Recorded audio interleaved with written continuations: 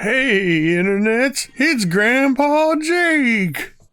Aww. I've been waiting a few days to do that. Oh, So old.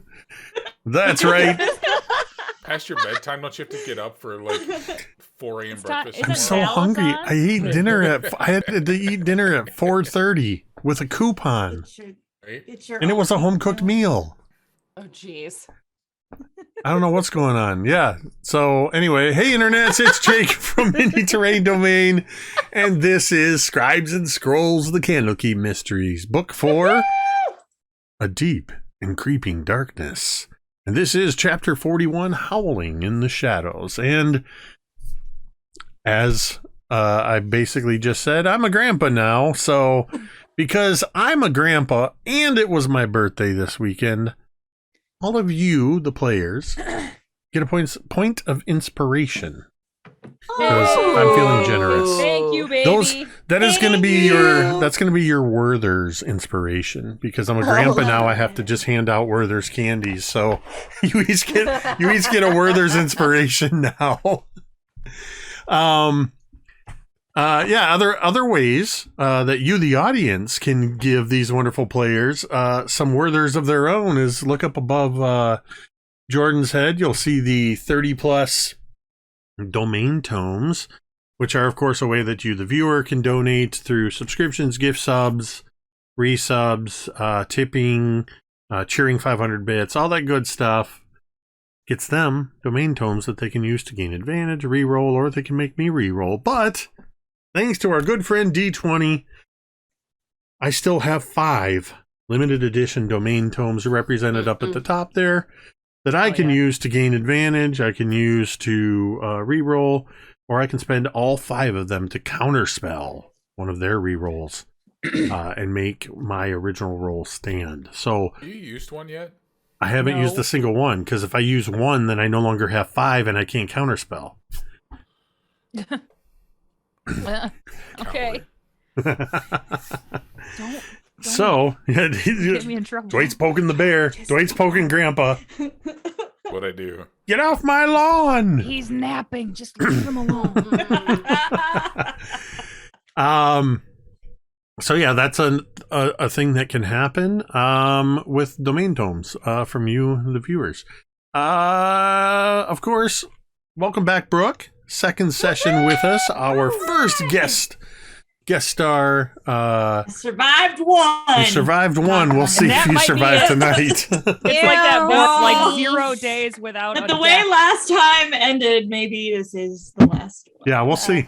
We'll see what happens with that. But we are happy to have you here for as long as Kahlo survives or moves on to safer waters. Mm-hmm. Swims away in her turtle shell. Exactly. So the other thing I want to mention, of course, is thank you to our sponsor, channel sponsor, Talon and Claw, who you can check out their store at the link that just showed up in the chat. Awesome things like wooden dice vaults, like this one, my absolutely favorite aromatic cedar. Oh, it smells so good. Which actually mine has my Thor's Ire dice I got from Talon and Claw in it as well. But you can get all kinds of cool stuff like that at their store and use code MTDClaw to get 10% off of your order.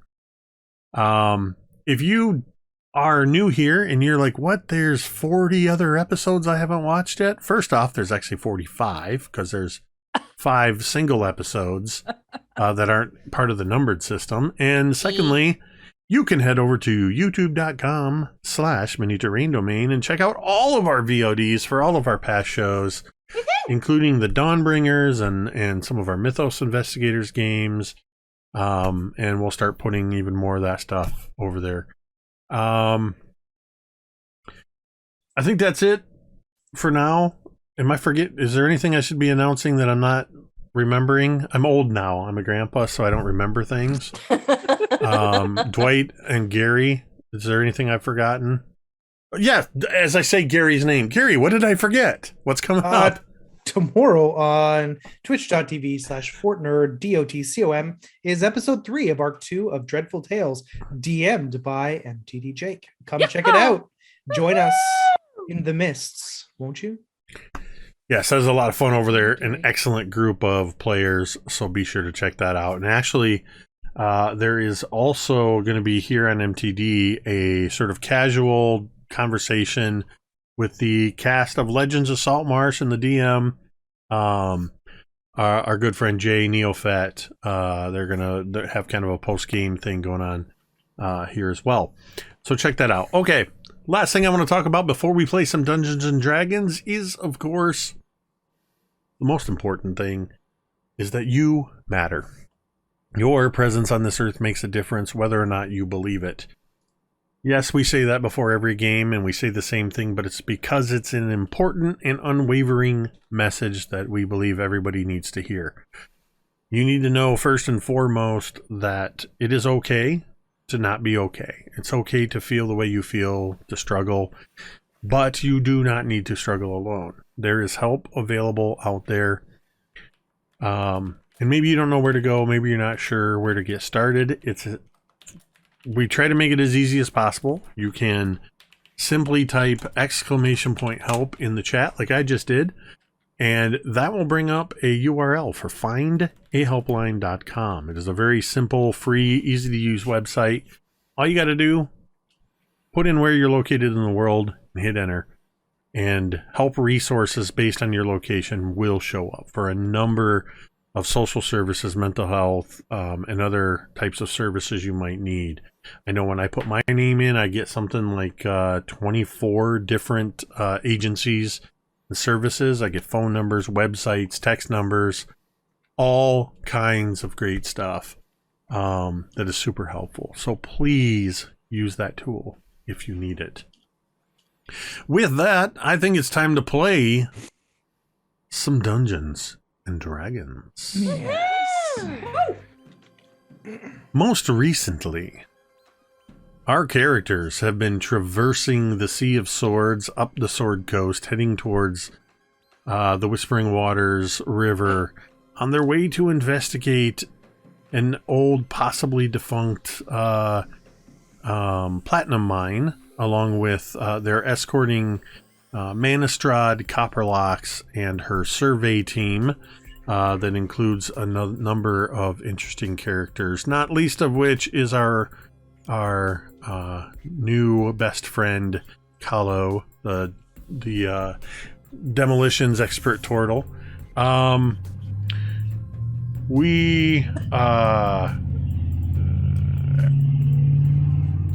You forget again? No, it just sounded like a whole tank battalion drove by. I don't know if you guys heard that, but I did.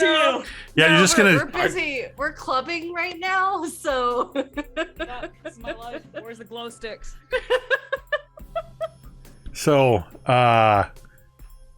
yes, along with.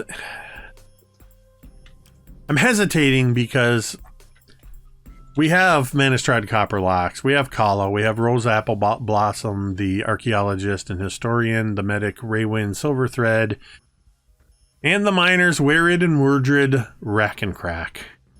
Everybody's favorite dwarven sisters. Who could forget also Penny Smoothhands? Yeah, Penny Smoothhands of the crew. What was supposed to be, or could have been, a 3-day journey has turned into unfortunately, a 5-day journey because of escalating storms. Our intrepid adventurers worked very closely with the crew, and they were able to do their best to keep the ship together, keep it afloat. The ship did take quite a fair bit of damage, necessitating repairs, and nobody was permanently hurt, and a handful, I believe 3 or 4 of the Clockwork crew went overboard, but no living souls were lost in this storm. However,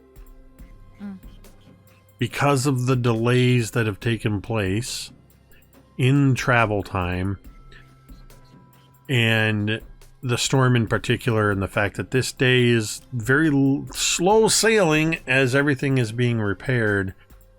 It is currently the first of Kythorn, the time of flowers, which also means that in a few short hours, as the sun goes down, the full moon will be rising, which is very important for one person in particular. It is the aftermath of the storm. Several of the clockworks are working around on the ship, the Sinful Dragon. Captain Dervish is moving around amongst them, making sure they're working on the right things, along with the rest of the living crew, to make sure the necessary repairs are done. As all of this is happening and people are working around you, what are the rest of you doing? Kira would sort of get up from her spot where she was just sort of like sitting, staring, like numb, and kind of like shake her head and be like, I'm gonna go get a drink. Anybody? And get some rest. And I look around for like, is Vorn still sleeping by what's her face? What's her face? I would What's say her by this tusk? point, no. Shatha has awoken. Good. Shatha has awoken and I like it.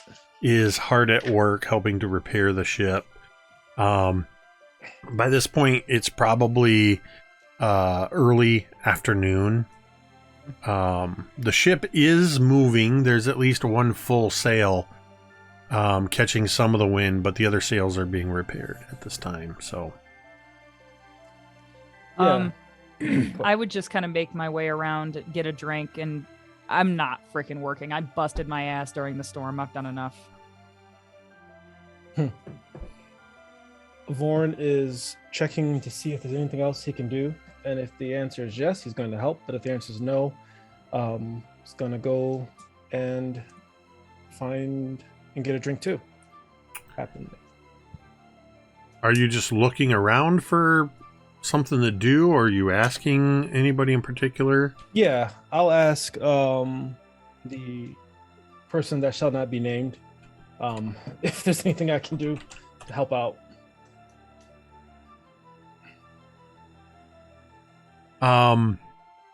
Yeah, so as you approach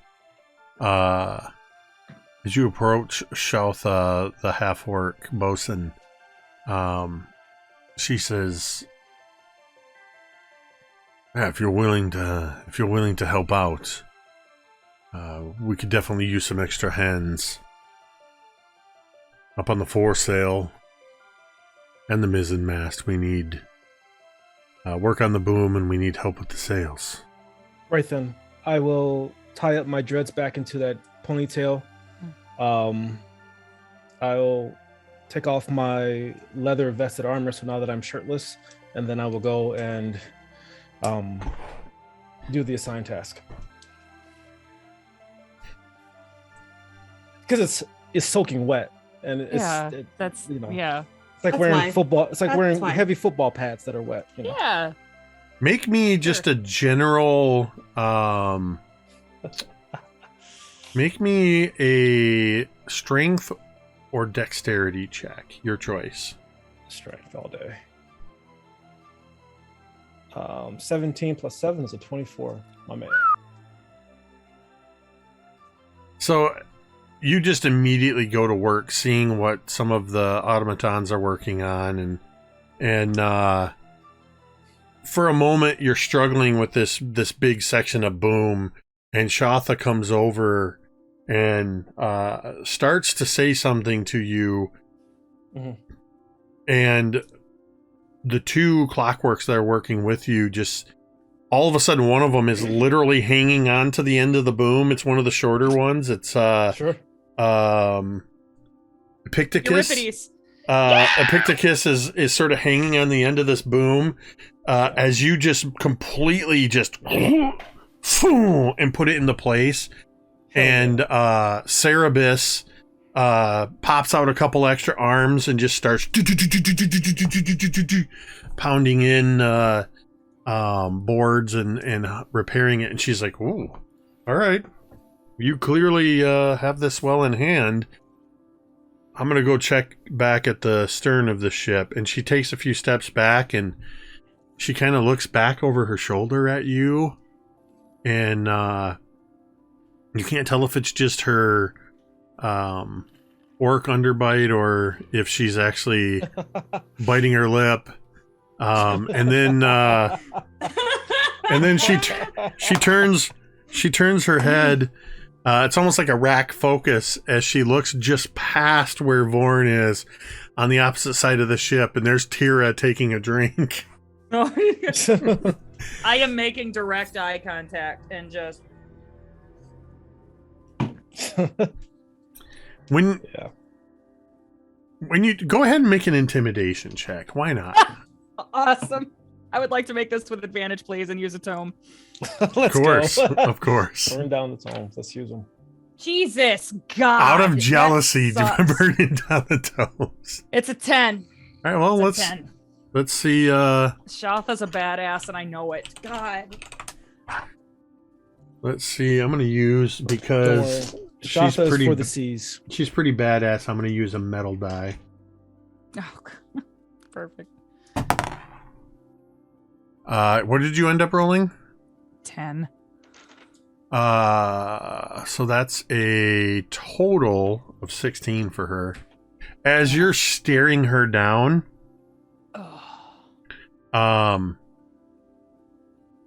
she kind of looks back at Vorn, and she just kind of cocks her head a little bit, and you see she looks Vorn up and down before she turns away and goes to work with some others at the back of the ship. And you read turn away that quickly. You read it as it was deliberately for your benefit that she did that. Oh yeah. Oh my God, I'm so mad I could. If I can get the two of these, I'm gonna try to get. I'm gonna start a I fight on legit this like ship. take my drink and I like and I turn around and like just kind of walk elsewhere on the ship. Mother, oh my God. Kahlo, what are you doing? Kahlo just went to try to help without really asking anybody. So hopefully she's helping and not just getting in the way and making things worse for people. She's very strong too. So she said they needed help on different ends of the ship. So she will go somewhere to just try to help out unless someone tries to nicely shoo her away from doing so with her, gigantic house on her back. Same thing with you. I'll let you tell me what skill you're going to use to sort of help out. Pick a skill and Pick a skill. roll with Let's that. Whatever you think would be most see. beneficial. Athletics? Does that work? Yeah. Sure. Okay. All right. Just gonna help with her sheer turtle power. It's 18. Okay.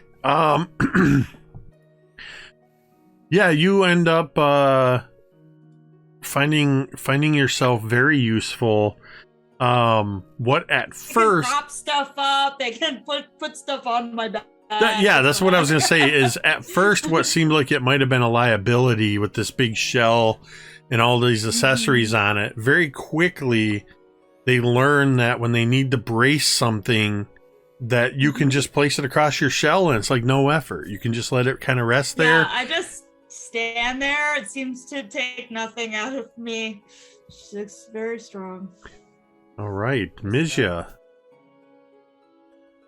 I have spent a little bit of time trying to figure out what I could possibly do to help on deck, but it becomes pretty obvious between my complete and utter lack of strength and dexterity and decade upon decade of never doing any kind of manual labor that there's not much I can do to help. But I do spend a few minutes calling forth Bernard to help out at whatever my little floating unseen servant can do to just kind of maybe help tidy up, pick things up, clean, doesn't, he's got a strength of 1, so he can't really lift anything. But he'll be helping in my stead wherever possible, because it's more than I'd be able to do. I just imagine there's this one little section of the deck that's like Fantasia. There's a single mop that's just mopping one little area of the deck. Because that's about all Bernard can do. Move that, do that back and forth a little bit. Occasionally a scrub brush. Doc. And I think after a bit, I would probably head down below deck to check on Assyria. Okay. Doc, what are you doing?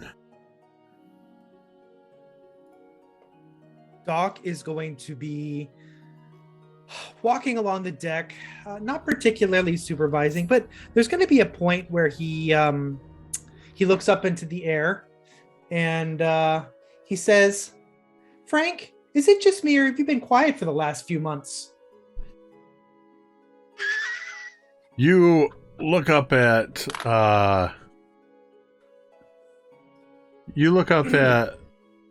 Frank's your duck, right? No, Frank's No, the Frank's your fly Einstein's pot. the duck. Sorry. Frank's the flower pot. Einstein's the duck. Welcome, Brooke. Frank's the I knew there was a anthropomorphic duck. flower pot. Okay. Yeah. I didn't know there was a flower pot. With invisible angel wings. I think in answer, one of Frank's leaves falls off.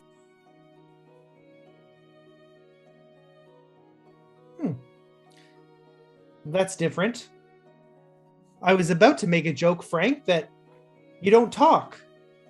But now you're getting all emotional.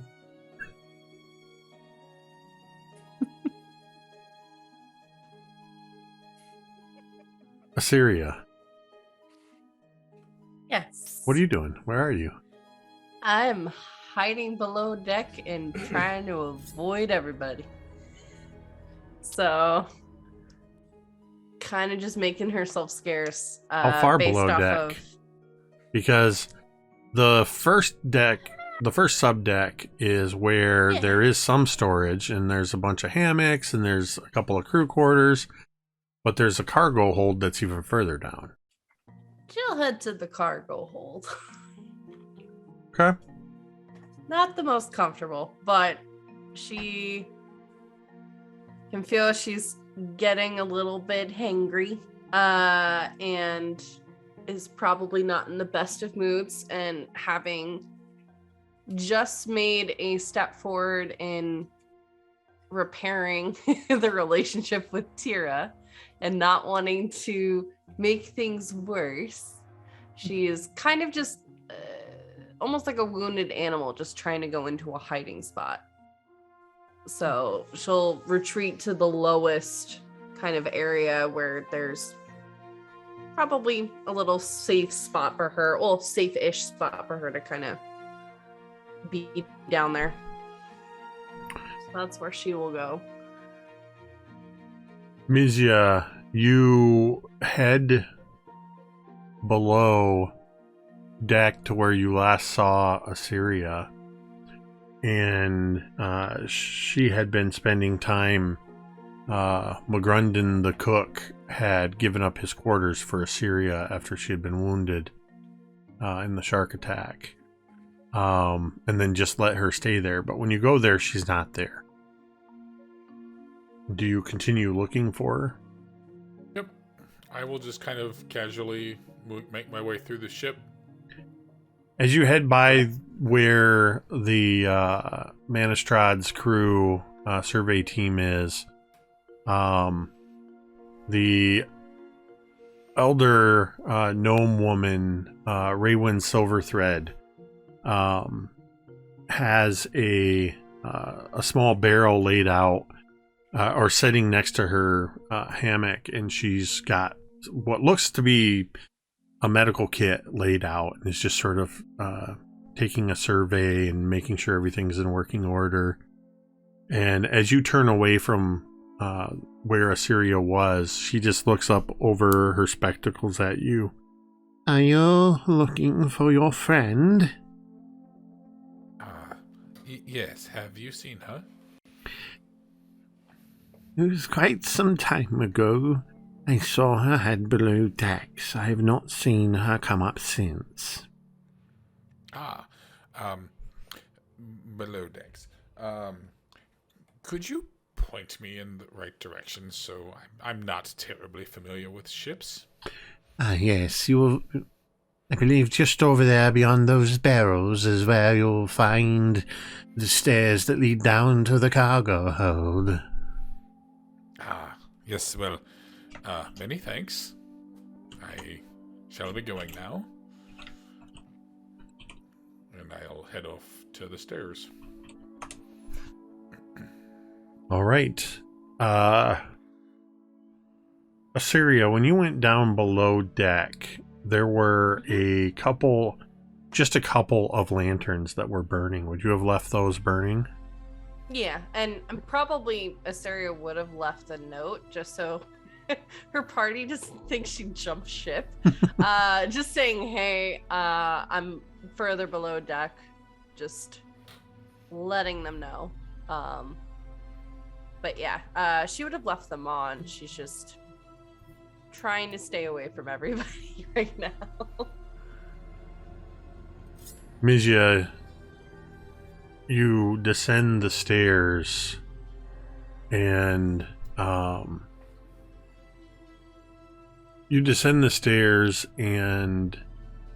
gets darker, but it only takes a moment for your natural dark vision to sort of transition, and you can see in shades of black and gray barrels and crates tied down, and a little ways away from where the stairs are, just kind of tucked around the corner, I imagine you just see sort of the hindquarters of Soren with a tail just occasionally, flipping back and forth, not really wagging, but just sort of flipping, and just enough to make a sound in the movement to catch your eye as something familiar. I will head off in that direction as I get close. Just, yes, Assyria, is that you? Yes, well, it's just me. I just wanted to check on you. Do you mind if... You'll see her probably sitting on like a box, and she's got her legs folded. Honestly, she's holding the same position she was holding after her discussion with Tira of just trying to like picture the forest and the trees and just trying to remain calm. Probably to you, it just looks like she's just kind of sitting, meditating. But she has like one eye kind of peeked open at you, Misha, as you come on in. Yes, dear. I just wanted to check on you. And I'll sit down on a box nearby, just kind of creakily pulling my legs up too and sitting, cross-legged. Yes. Are you okay? Is there anything we can do to help? Assyria, before you answer, Yes. make a wisdom saving throw. I had a feeling you were going to ask me that. Because that throat is looking tasty. Just kidding. Nom nom nom. Oh, no. Wisdom savings throw? Yeah. Okay, 7. Yeah, not You know that you are a few hours away from something, but what, you're not entirely sure. Mm-hmm. And whatever you say in response to Mizia, it will come out as almost a snarl snapping at Mizia. You still have control over your emotions for the most part and what you say. Let me rephrase that. You have control over what you say, but less control over your emotions. Correct. So keep that in mind. So at that moment, you kind of see her brows kind of furrow, and she actually almost like clutches the sides of the box as she kind of clenches her teeth and answers Mishio. Just keep everyone away.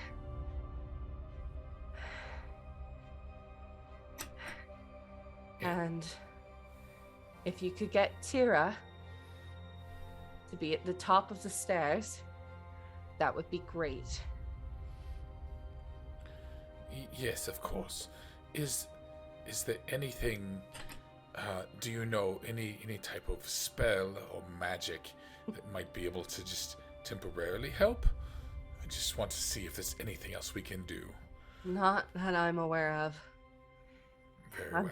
Spellcasting's not really my thing. Not as much as you, at least. Yes.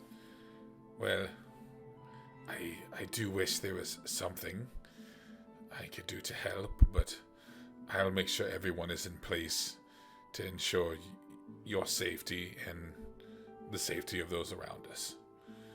I'm particularly concerned about all of you, as well as the crew. Don't think the crew will necessarily be ecstatic to find out about this development. Oh, Doc did put, and she kind of pushes her head forward, in my bag. He got some silver manacles that before you head up, either you or Tira are going to need to probably put on me. I'll look. You said they're in your bag? Yep. And my bag is kind of like propped up in the corner. You can see there's a little blanket that Soren's probably laying on right now, but Do you think you're in danger of needing them in the present moment? Or could I go get Tira, do you think? you could probably go get Tira, but unless you're gonna get lost in one of your books for a few hours, I think we'll be okay for the moment. I promise I will go straight to her and ensure that she comes to help. I just don't trust that I'll know how to use those things properly. That's completely valid, and I'll just reach over and just like lightly pat you, kind of like your grandma on your arm. Best of luck, dear. thank you. Okay, don't be sad. cry. Don't be crying. Don't be cr- Don't cry. It's fine. And you'll see for a moment, even though she's clenching, like, and kind of just completely rigid in her stance, just a moment of, like, as you tap her arm, a little bit of relief. Just knowing that, okay, her friends are right there behind her for whatever this evening may bring. And I will just, I'll hop back down off of my box and I'll just kind of nod and turn and head back upstairs. And I'll head up as quick as I can and try and find Tira. I can't. Tira's playing with the Oprah boat Gale. cat. Misha. Yeah, there's a ship cat for sure. His name is Ralph. I love it. Misha, as you come up, back up to sort of the mid deck, you find at the top of the stairs the very large form of McGrundon, the red dragonborn cook. Is she all right? Yes, she's just having a moment. I'm going to go get another one of our friends to help with some of this stuff, but she'll be fine. Nothing she hasn't dealt with before. Famous last words. This is a minor case of looking to be. He seems satisfied with that answer and turns and heads back to the galley. You said you were heading up to find Tira? Find Tira, yeah.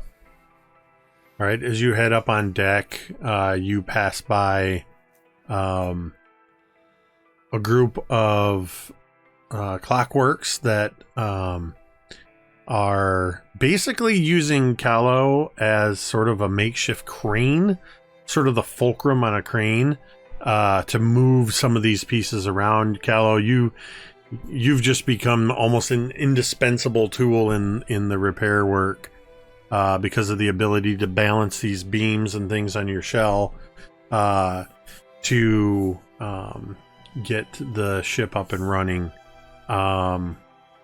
You also pass by a very shirtless Vorn,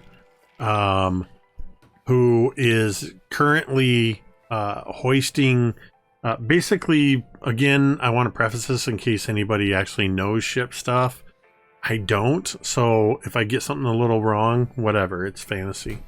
But basically, Vorn is on one side holding this big cross piece that the part of the sail's attached to, and Shatha has stripped down to basically just like a tank top, and she's also holding the other side of this thing as the two of them are lifting it into place to where a couple automatons can hook the pulleys and ropes onto it. It's sort of the whatever the bottom part of the sail is that raises and lowers. And Vorn, shirtless, like the front of his chest is black from when he was burned by the dragon all that time ago. So just visual, that's all.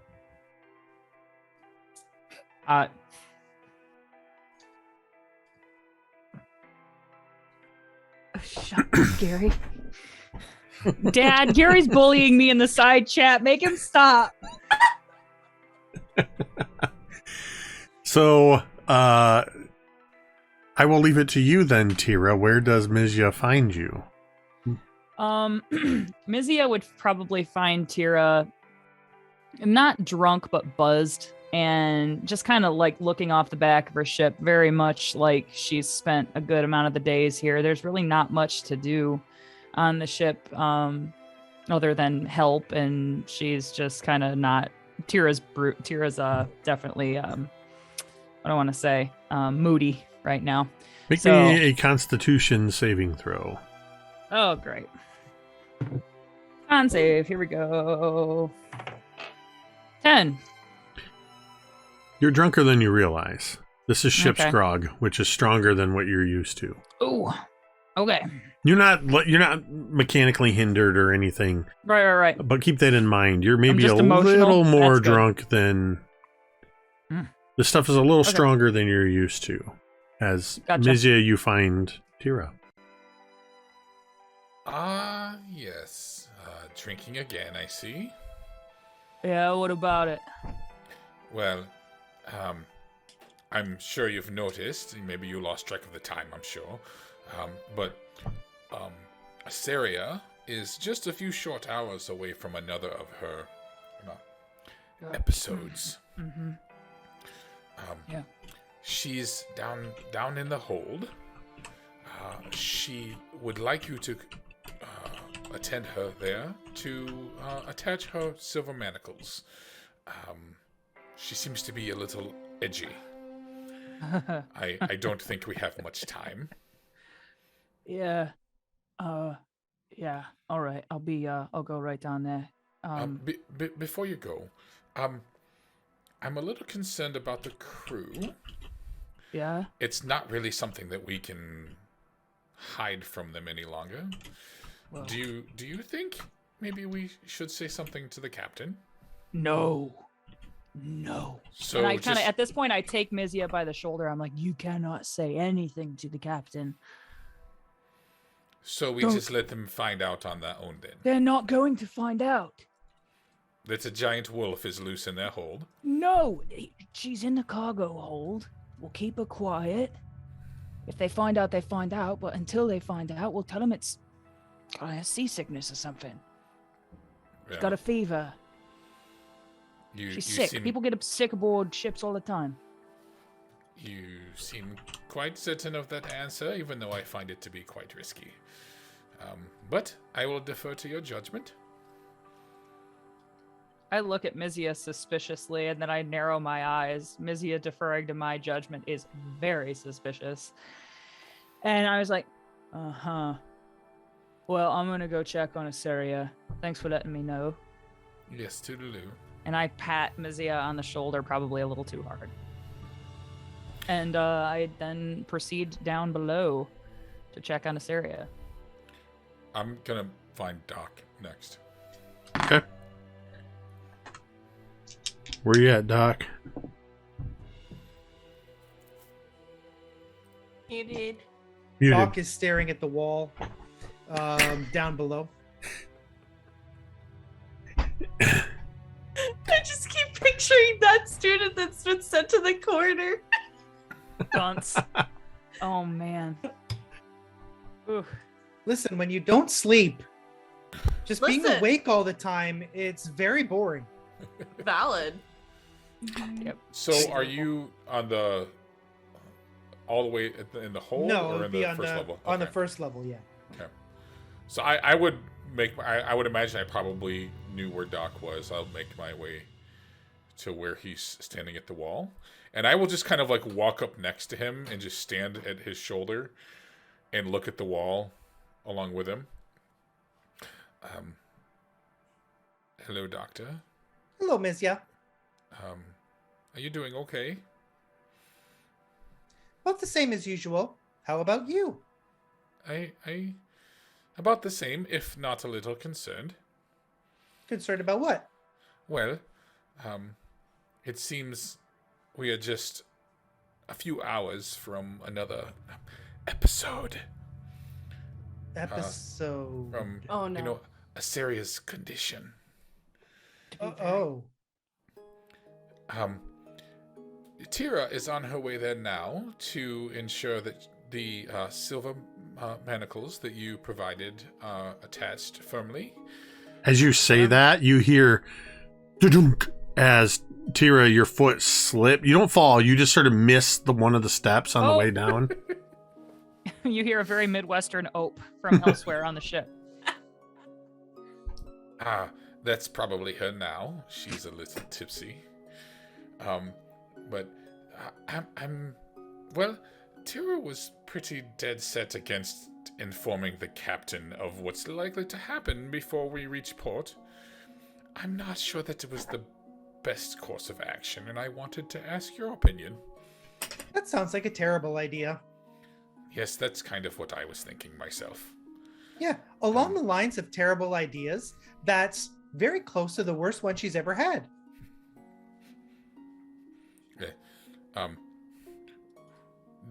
Do you think we should just go ahead and tell the captain, or do you think we should do what she says? Well, I don't generally do what anybody says because I think making up your own mind is very important. But perhaps we should think about it more. Do you think staring at the wall might help? I'll stare at the wall for a good 30 or 40 seconds.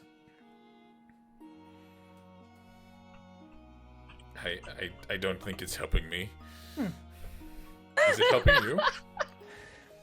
It doesn't really do anything, but I find that from time to time you have creative ideas because your mind is completely blank, because all you're doing is focusing on the wall and nothing else. And then from time to time, a creative solution will slide into your mind out of nowhere. But really, it was the absence of focused thought that allowed your mind to be open to the possibility of a creative solution. You know, Doctor, I can say with certainty I have experienced that phenomenon myself. I don't think I've ever quite put words to it. So, well done. Well, I am a genius, after all. So perhaps we should tell the captain, but maybe they have a jail or a box that we can lock Assyria in, and it will be better. Is there a crate of some kind that we can seal her in? Yes. Well, I don't know, but I think a discreet conversation with the captain would be in order. I really don't think there's much chance of them not finding out anyways. And Yes, it would be silly to expect that they wouldn't, because all of a sudden there's going to be coming from the basement, and that's not what anybody wants to hear on a ship out of nowhere. At least if they're prepared, then maybe they'll know about it. It's not like they're going to let us off, and even if they let us off, we can just walk the rest of the way. well, you can. You can ride on my back if you want. Well, I'm sure that would work for a few moments at least. Well, I could carry you in my arms if you wanted. You're not very heavy. You're like this big. You're small. I might even be able to fit you in my pocket if I tried hard. I mean, yes, that would save the effort on my part, but I would still be submerged underwater, and it's quite hard for me to breathe under there. But I appreciate the sentiment, Doctor. Right, of course. I forgot. That seems inconvenient, along with eating and drinking. Well, shall we go find the captain? Should we get Fawn on the way, do you think? Or should we let him do his shirtless shenanigans with his new girlfriend? Oh, is he with his new girlfriend? Wait, is he doing relations with his new girlfriend and with Tira at the same time? Is that normal? I don't know how all of that works. I just know he's very sweaty, and she's looking at him, well, that way. Oh. Like, with the relations eye, the one that goes like... That's the one, yes. Am I doing it right? Yes. Oh, good. You have it. Okay. We should go talk to the captain and leave Vorn out of it. Okay, well, let's go then. Born, you're up on deck. You're sort of taking a breather when one of the clockworks comes wandering over. Interestingly enough, his name is Dionysius, and his body is shaped a lot like a keg, and he has several spigots in his side. And he walks up to you, and he has a couple of cups in his hands, and opens one of the spigots, and water pours out into the cup. And he hands one to Shatha and hands one to you. And Shatha just looks at you and says, "Good work." It says, "Good work," and then she heads off to check on something. And so you're left kind of just resting there against the mast with your cup of water. What are you doing? The Vorn looks around, and all of his friends are gone, and he kind of feels a little stab of, I'm alone in this moment, like once again. And Ditto senses this feeling, as we're symbiotes at this point, and he goes, "You're not alone, pal." And I go, "Thanks, bud." And Ditto says, "Do you know what today is?" And I say to Ditto, "No, I've lost track." And he goes, the full moon's coming. And Vorn's eyes get really big, and he goes, "Shrek." And he, then it all kind of hits him at one moment that, oh, there's something bigger going on outside of Vorn that involves his team. And he goes below deck to where he's going to make his way over to Asira's room. And I'm not sure where everyone else is as I'm going downstairs.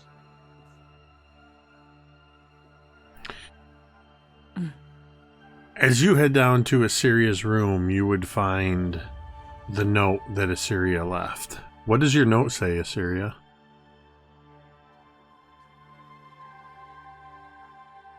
Great if I unmuted. The note just simply says, change location in the lower deck. All right.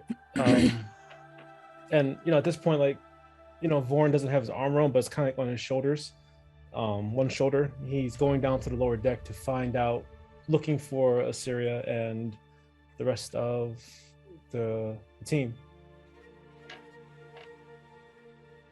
As you head downstairs, Mizia and Doc, you are heading up top in search of the captain. You pass by Kahlo,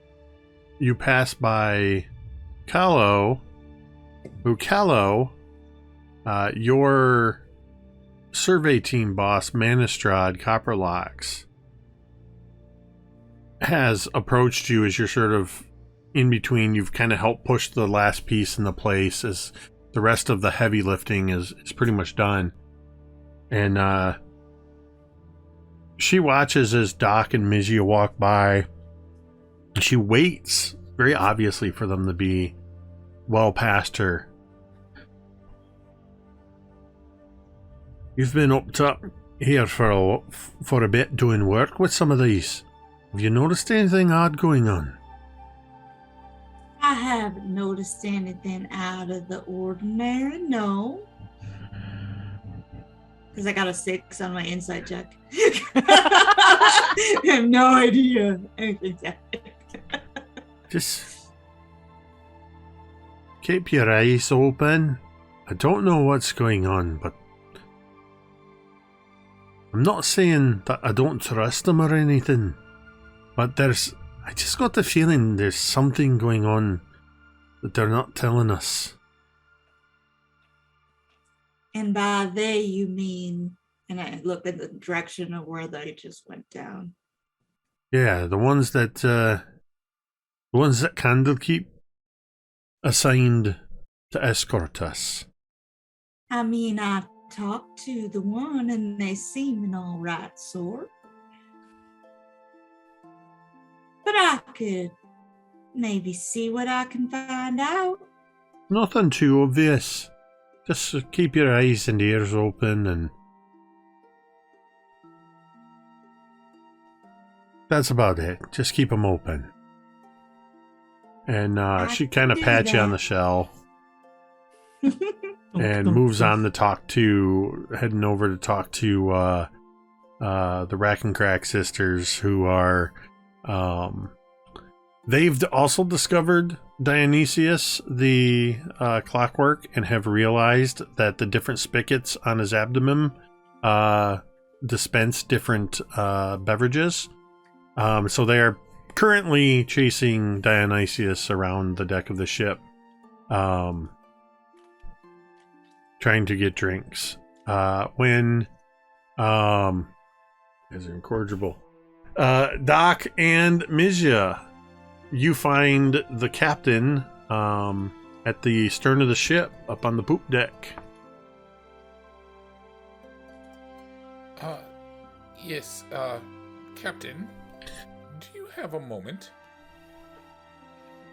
Yeah, I think most everything is in good shape, or at least as good as it can be for right now. Yeah, what can I do for you? Everything. Very appropriate. Yes, do you have somewhere private we could speak for a few moments? We have something of a rather serious nature we need to discuss. Sure. Come with me.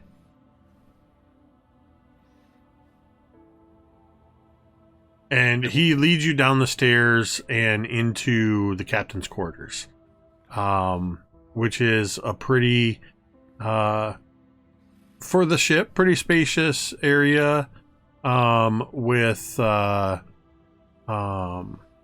there's a bed in the corner, and there's a desk that takes up one whole section, quite a few books up on the shelves, and a lot of navigation equipment over on a map table, a lot of brass instruments and stuff, and there's also a table with a few chairs around it. And he motions for you to have a seat if you wish. And he just walks over to his desk and kind of leans against it. Right. You've asked for private conversation, so I can't imagine this is something good. Oh no, it's quite bad.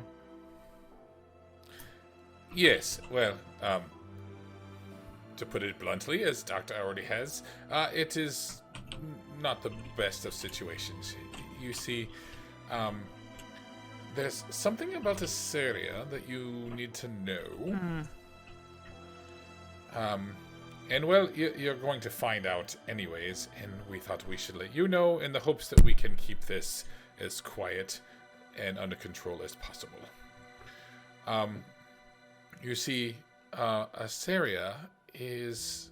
she suffers from a curse that afflicts her on the 1st of the month, at the full moon. Are we all? So... He actually kind of goes... Well, when you say that, he goes... Oh... For a minute there, I thought it was going to be something bad. Listen, I've dealt with my fair share of women over the years, and it can seem like a curse, but it's pretty natural. She turns into a giant wolf. Well, I mean, wolf, bear...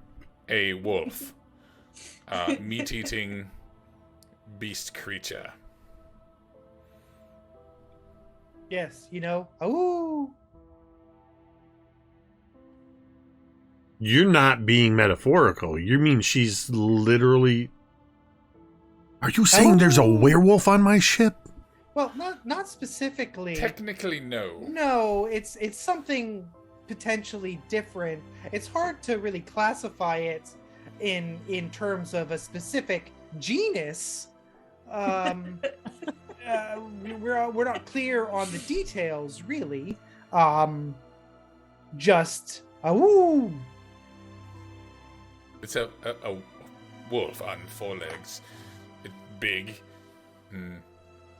meat-eating.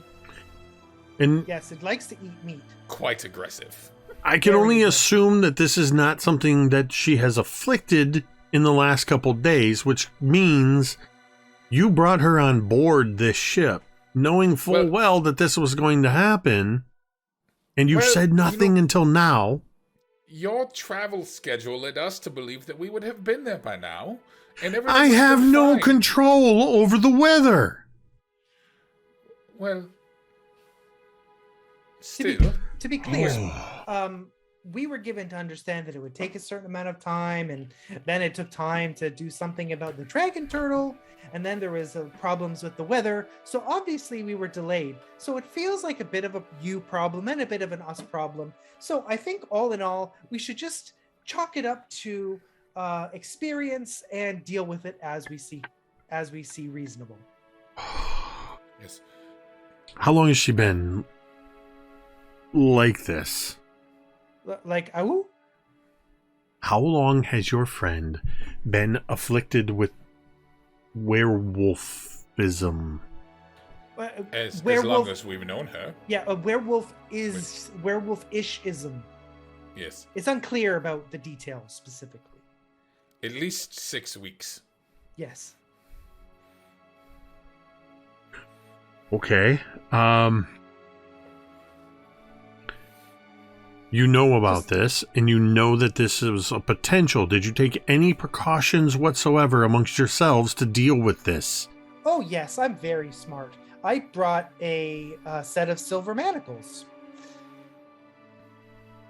Oh, okay, we're fine. The good doctor here has brought a set of silver manacles. He seems to be standing over, almost like he's talking to the globe. He's like, see, they've got it well in hand. We're on a ship. We've got several living souls on here, and they've just brought a fucking werewolf onto my ship. You're welcome. Do you have a brig by any chance? The ship has a brig, but given that I have an almost entirely a crew of automatons, the brig was repurposed and is currently storage. And I don't know that it's really going to be that. Oh boy. Okay. It seems like a poor decision to repurpose the brig now in hindsight. He holds his hand up like this and he walks over to the door. throws open the door and he looks up at the sky and he's kind of looking around and he's looking over and he's kind of holding his hand up, and he comes walking back in and he immediately goes over to the navigation charts and he's looking and he's like, all right, maybe we went this way, or we could head over. Oh man. Okay. Yeah. The sun will be setting in just a few hours, which means the moon will be just behind that. So we do have a couple hours to securely lock up your friend. Yes. Well, that is what we were hoping. We certainly don't want any harm to come to anyone, either her or any members of the crew, or ourselves, of course. Again, we helped the last time she went through this, and we are certainly willing to do the bulk of the work this time. But we thought it best to inform you ahead of time, rather than you find out when, Yes, we surely howling wanted to. and whatnot. We surely wanted to give you some notice. Some.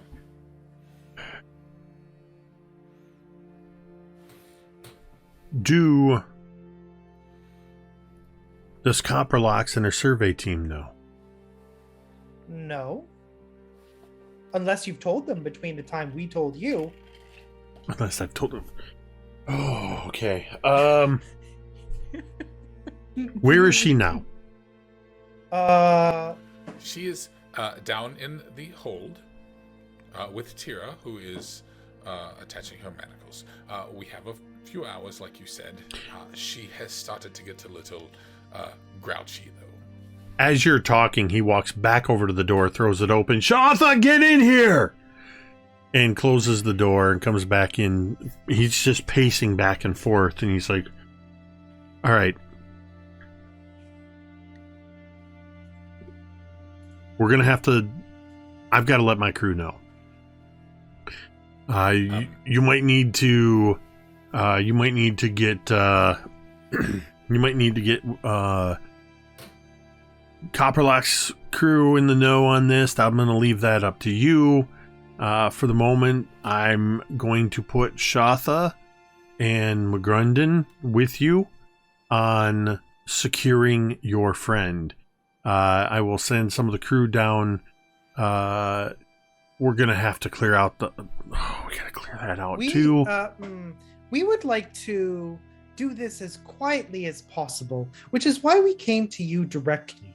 As you know, when you were hired, some measure of discretion was promised, and we believe that extends to the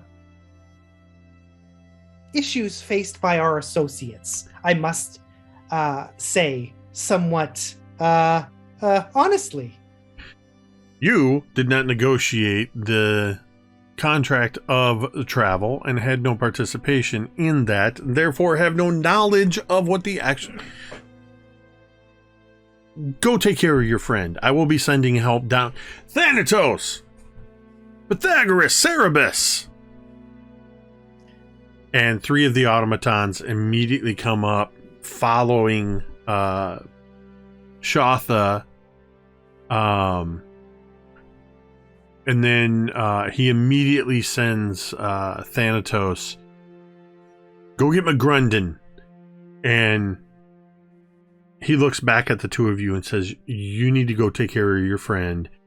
I'm sending the clockworks down to start clearing out the brig. Shatha and McGrunden will be down shortly too. Go. Okay. Yes, thank you, Captain. Again, our apologies.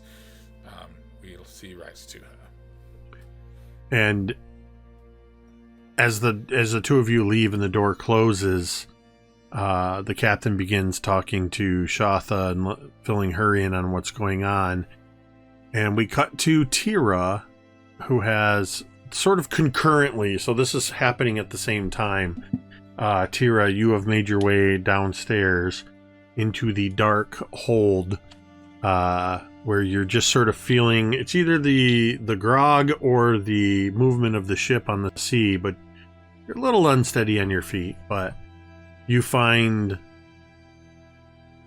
Soren and Assyria below deck. Assyria, make another wisdom saving throw. Oh, okay. That's better. That is a 13. You, for the moment, you have a little bit of control. You're still irritable, edgy.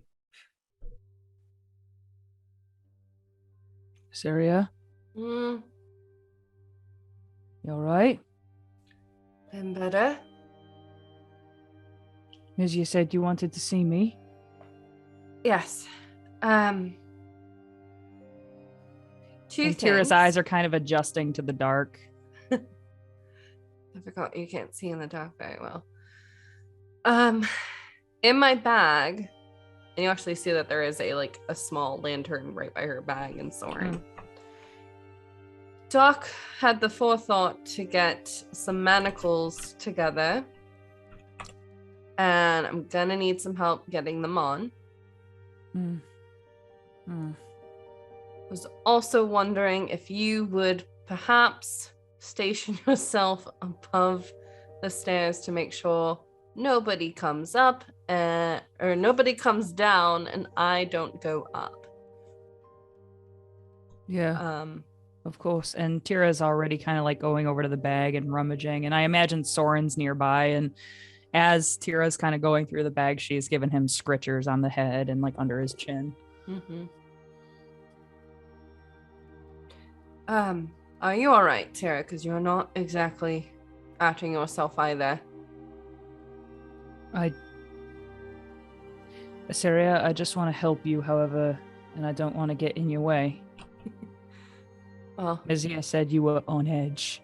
sure, but you acting normal actually makes it better. So, just Well, fuck off then. perfect. And I start keep digging through the bag. I Perfect. can't find them. Check the forward pocket. Oh, and that's like a very obvious pocket, and Tira finds them immediately. I need to ask you another question too. And she's saying this as Tira is probably approaching. Mm-hmm. Yeah. And she'll look you in the eye, and you see kind of the rage she's attempting to contain, as well as a very deep fear in her eyes. If at any point I make an attempt to hurt you or anybody, I trust you, Tira. Take me out. Assyria. No. Hopefully it Assyria. won't get to that, but It's not going to. we don't know. And I'm not just talking about this instance. I'm talking about because we don't know what Shadowheart, and probably for the first time, you hear a slight wavering in a serious voice, and it's a mixture of the rage as well as kind of that fear that she's been kind of pushing down deeply over the last 6 weeks. We don't know what Shadowheart is planning. And I could be used as a weapon. And I trust you if it gets to that point.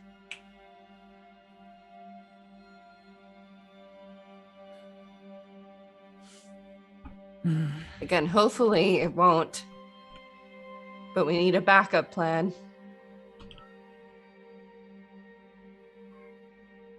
And I just kind of Tira looks unsure. She almost she wants to promise this, but she doesn't know for a fact that she can. But then she kind of recants, and it's just she breaks eye contact and is opening the manacles and just looks back at this area. I'm like, I won't have to. Correct. And you'll Good. keep an eye on Soren too. Yeah. Okay. And I kind of look around. I'm like, is there anything to how wide are the manacles? Is there anything to affix Assyria to, or is just having them on enough, you think? I don't know how lycanthropy works. Yeah, Doc, how wide are the mantles? Hey, Doc. Doc, voiceover time. They are wide enough that they will they're sort of ratcheted so that they will stretch slightly should her arms become larger, but they will fit slightly loosely over her hands enough that she won't be able to pull them out, but also they will be loose enough unless she becomes double her size that it'll be an issue. How like is there a chain between them, or are they like Yeah, attached? Like no, right? there's a chain between them. Okay. So is there like a part of the mast or something down that goes into this room?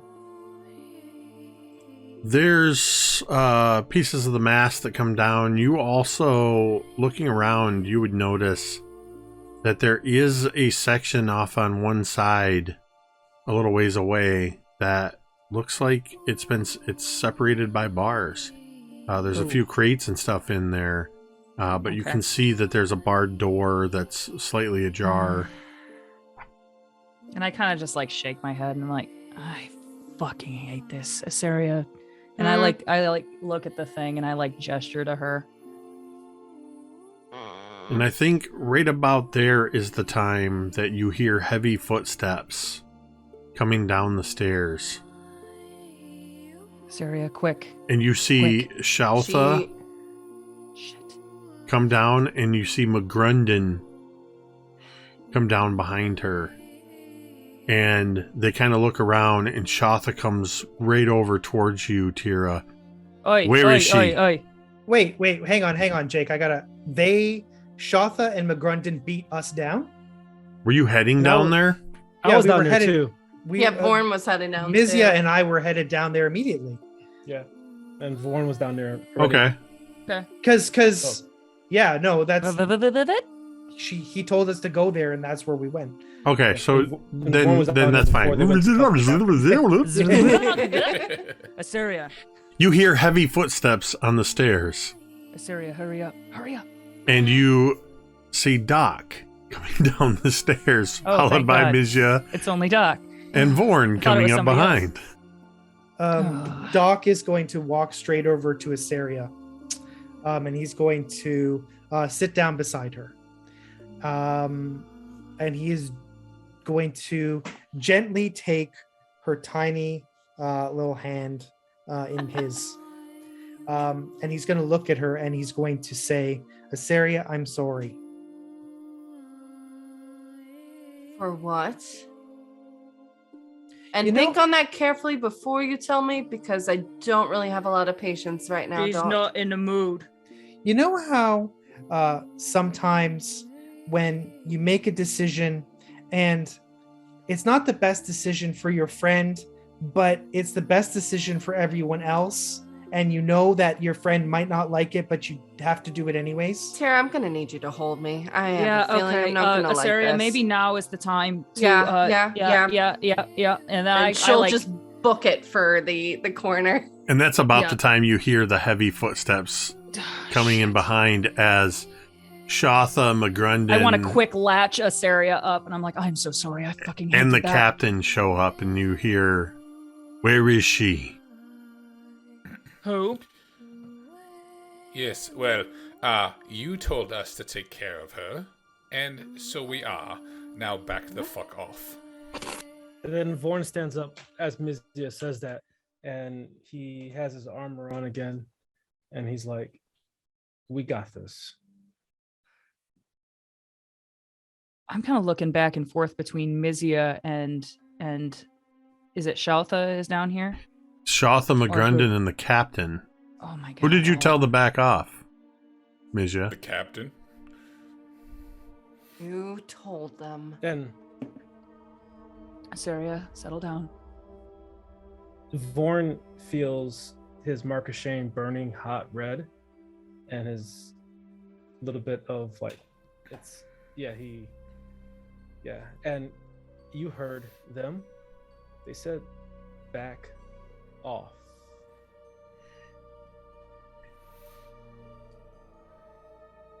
Captain Stark stands there looking at all of you.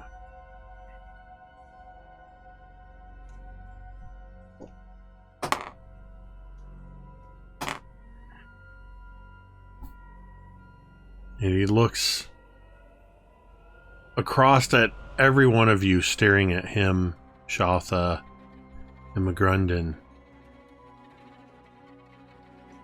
And he says,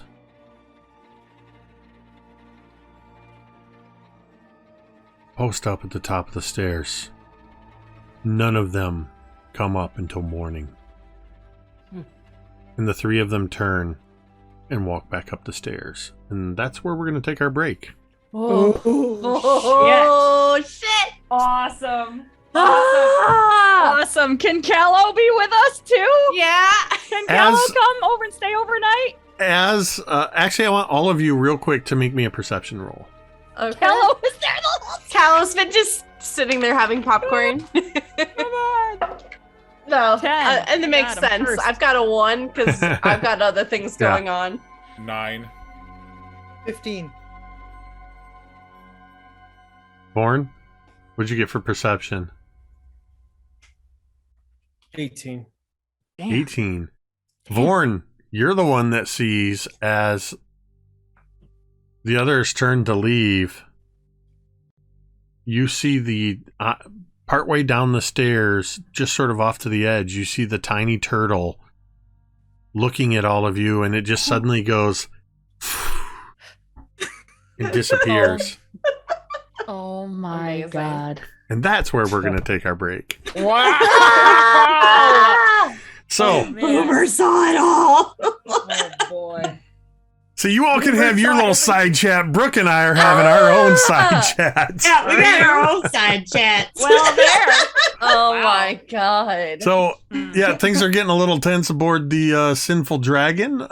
We will return in just about 10 minutes, and we'll see how the rest of the night goes on episode 41, Howling in the Shadows.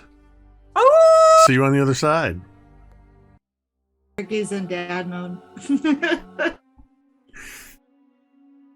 Kahlo, Yes.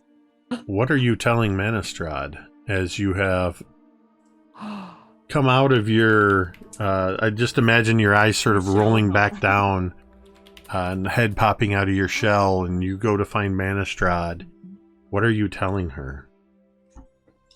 I'm going to come up to her and say, I hate to admit it, but I think you were onto something. There's something mighty fishy going on with those folks down there. I heard them talking about chaining up that half-elf, and she thought she might hurt somebody otherwise, and she made the other girl promise that she would take her out if she did something crazy.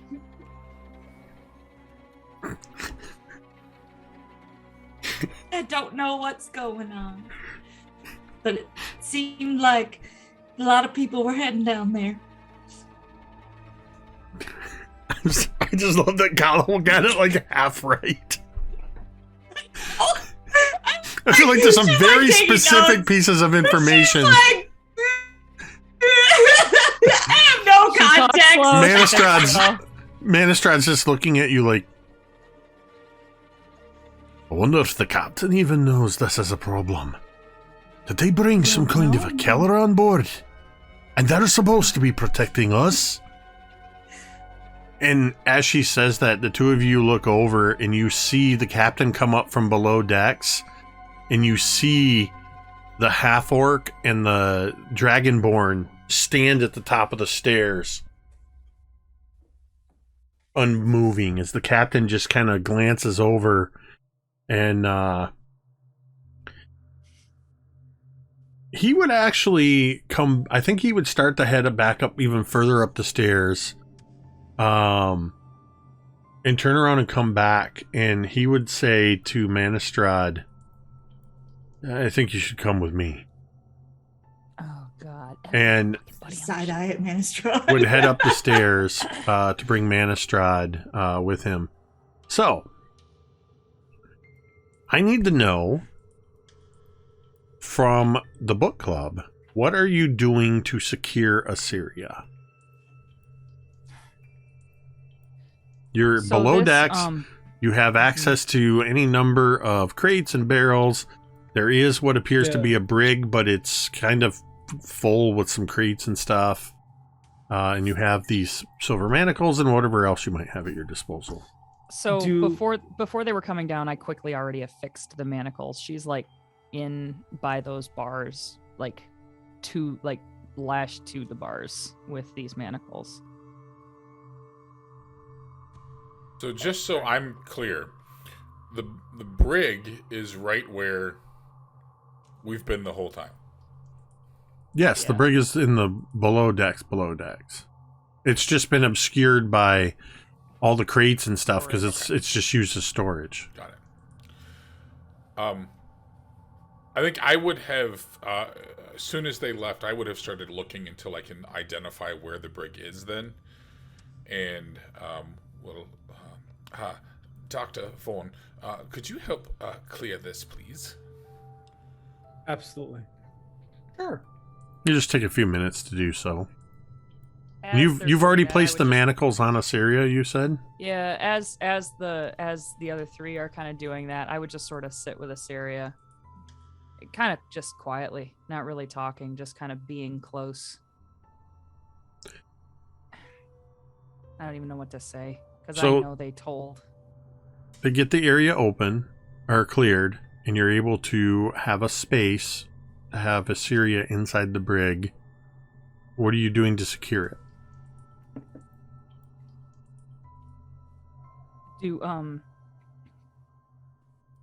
Is there a lock? There is a lock. Is it? Oh man, is it open? Like, is it usable? Yeah, the door was open. You just don't have a key okay. for the brig. Oh Jesus. Well, we could shut it and pick it later. We could shut this, then pick it later. Assyria, What? you all right?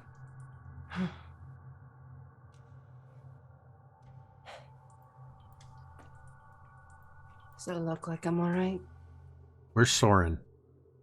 Soren is probably outside of her area, still nearby, but that's what probably I is wanted to weary know. enough to If be back. Assyria, or if Soren would have been with you or would have stayed back. So yeah. I think Soren is actually He's probably pacing. I was gonna say he's pacing and intermittently whining and growling. Mm-hmm. And go ahead. I was just gonna say, kind of knowing that Assyria's pissed, Tira would kind of get pissed too, and she would stand up and say, "Well, I hope you're all happy. About what? Which one of you told?" I did. Do not talk about this right now. Please. That is not going to help the situation, although I do appreciate it, Tira. And for a moment you see, like, in her eyes, like, she's enraged, she's in pain, and it's taking all of her willpower right now just to kind of just be present. I don't want to say anything that I'm going to regret later. And Tira, I do appreciate it. And I will actually trust you to open this topic later. Now is so not the time for it. I just shoot a dirty look at Doc, and I would kind of I would make my way out. Is Assyria the only one in this caged off area now? I would shut the door. If you've put her in and shut the door, there's a clink as the door closes and locks, and Assyria is in there alone. And she is secured in this space for the next couple of hours, seeming unchanged. Before you get too far into your details there, Jake, as everybody is the stairwell and that doorway, is that the only way into this area? It is. Okay. I'm going to cast Alarm on the door at the top of the stairs, and I'm going to cast grease on the stairs. Okay. Okay. And Vorn's going to, before you get the stairs all greased up, Vorn should probably be the last wall, the last line of defense between himself and the crew before Shatha and the crew take over. So if that means standing at between them, or with them or whatever, that's where I'm going to stand, in a place where I can be like the last line of defense. Okay. I would be near Vorn doing kind of the same job.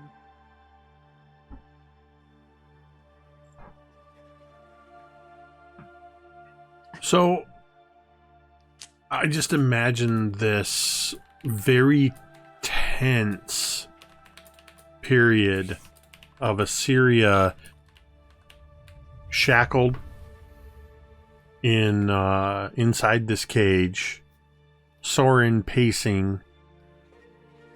Tira and Vorn are sort of standing between the bottom of the stairs and everyone else. Mizia has cast alarm and is readying another spell. And what are you doing, Doc? Whatever Mizia asked. Helping with boxes and whatnot. Okay. And real quick, as Vorn is standing next to Tira, my axe is sheathed, but there is the faint sound of the whispers in my mind. It's barely perceptible. Okay. Okay, that's all. After a couple hours pass and it's grown darker to where those of you that don't have dark vision, the light of these lanterns has almost seemed to brighten up and change the color of the space a bit, as no light is coming from any other source. What meager light was leaking down through the couple levels. Assyria. Mm-hmm. You are crouched in a corner of this brig with these silver manacles around your wrist. You're sort of just sitting there waiting for the inevitable. And as you're sitting there, there's this moment where you sort of look around and you blink, and when you blink, your eyes are suddenly yellow. And I need you to make me a wisdom saving throw. Oh, come on, do it with advantage, Jordan. All right, I'll take advantage for this one. And you got to. You have inspiration. Could you use it for that, or did you already use it? No, I haven't used it yet. Hanging on to it. That's for when we run out of tomes. That's fair. Double sevens, so 10. Ooh. You all hear from inside the cage a very low, guttural growl. I look over at Tira. And Tira's say, eyes just kind of squeezed shut. Like she was almost hoping this wouldn't happen, hoping against hope. But like hearing that, it's like, damn. What would he say? Sorry. No, just let's get ready. You hear Asura at all cost. Mm-hmm. you hear this sound that at first sounds like knuckles are being cracked. But they keep going and it gets louder. And you can hear Assyria shuffling around inside. Soren is actively whimpering as you, Assyria, feel intense pain up and down your spine and in every joint as your bones begin to shift. I need you to make me a strength athletics check, as if you have a strength of 16, because that's what you Holy have right shit. now. Yeah. Which I think is a bump for you. Yep. Bump by 1. That is going to be a 11. There's a metallic sound inside the cage as the manacles, you hear the manacles, the chains grow taut. And Assyria, you can see her shape is actually getting larger. And you see and hear her straining in these sort of growls. And anybody looking at her, you see the hands up like this, except the fingers are starting to elongate. And you see just pure muscle in her arms as she's straining against these. And then you relax, Assyria, against that first wave. Does anybody do anything in that first few moments of this? Vorn is going to take his hand off of his axe and channel his psychic energy, and his hands begin to glow purple for grappling if needed, because he's not bringing a blade to Assyria. Actions. I'm gonna start punctuating when I do things in real life with actions. Anybody else? No, I'm watching, and Tira almost looks like she wants to like say something, a comforting word, but can't No, get it out. like This is terrifying. Vorn goes down. It says Tira, like, go down to that cell and be there. I am here. It's like you in the go same there. room, I think. Yeah, Are I we go still in over there? there. Yeah, You're it's all in the same area. room. Okay. You and Tira are sort of at the bottom of the stairs, probably about Okay. 30 feet away from... It's like Okay. part of this room is like cordoned off, and that's Okay. the cell. Well, then, yeah, if but I Vorn's would go gonna go- over there. Yeah, if Vorn's gonna go to the top of the stairs then, and be prepared if she comes up the stairs. As you start to go up the stairs, you would see that Shotha and McGrundon are standing at the top of the stairs, blocking Oh. it. Yeah, we're and- we're at the bottom of the stairs. Yeah, you're in the hold We're of the so ship. between them and Yeah. Assyria. So And I tell them to, is there a door they can close to shut this level from the rest of the everyone else? I will get back to you on that. I have to look at the ship schematics real quick. wait, you don't know everything about this ship, Jake? How dare you? Shut up. It's Which your side ship, is bro. port? It's your ship, bro. This isn't Yeah. the Evangeline. Do I know what Every like ship we're on is the Evangeline. 'cause This the- specifically is not the Evangeline, though, for story What's up, bro? reasons. It is to me. Well, It's the amazing. captain was going to talk to Manistrad. Do I know what came of that in these hours, or like? Yeah, Manistrad would absolutely have come back with a very worried expression and gathered your whole crew together. Okay, I was wondering if everybody knew. And she would have said to you and the survey team, she would have filled you in, and she would have told you, Kahlo, specifically, that you are half right. That's much worse. The captain's actually recommending that we move up to his quarters and above deck.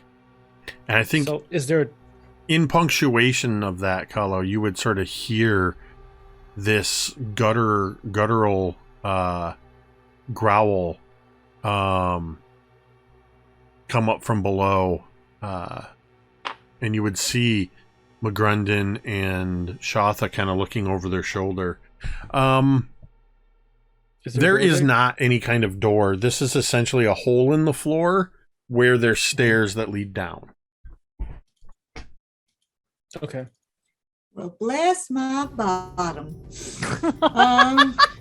I guess if she wants us to go up there, we will. But Kahlo kind of wants to keep an eye on things too.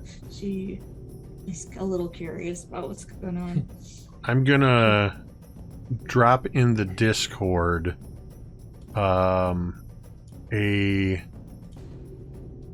should have done this earlier. This will help. This will give you a bit of. This is mostly what the ship looks like, and you guys are currently in the hold. Awesome. And Kahlo, you were on the lower deck and have sort of moved up to the upper deck, the main deck at this point. Main deck. Well, Solid. So, Vorn, what would you do then in the absence of a door? absence of the door, then I am the door.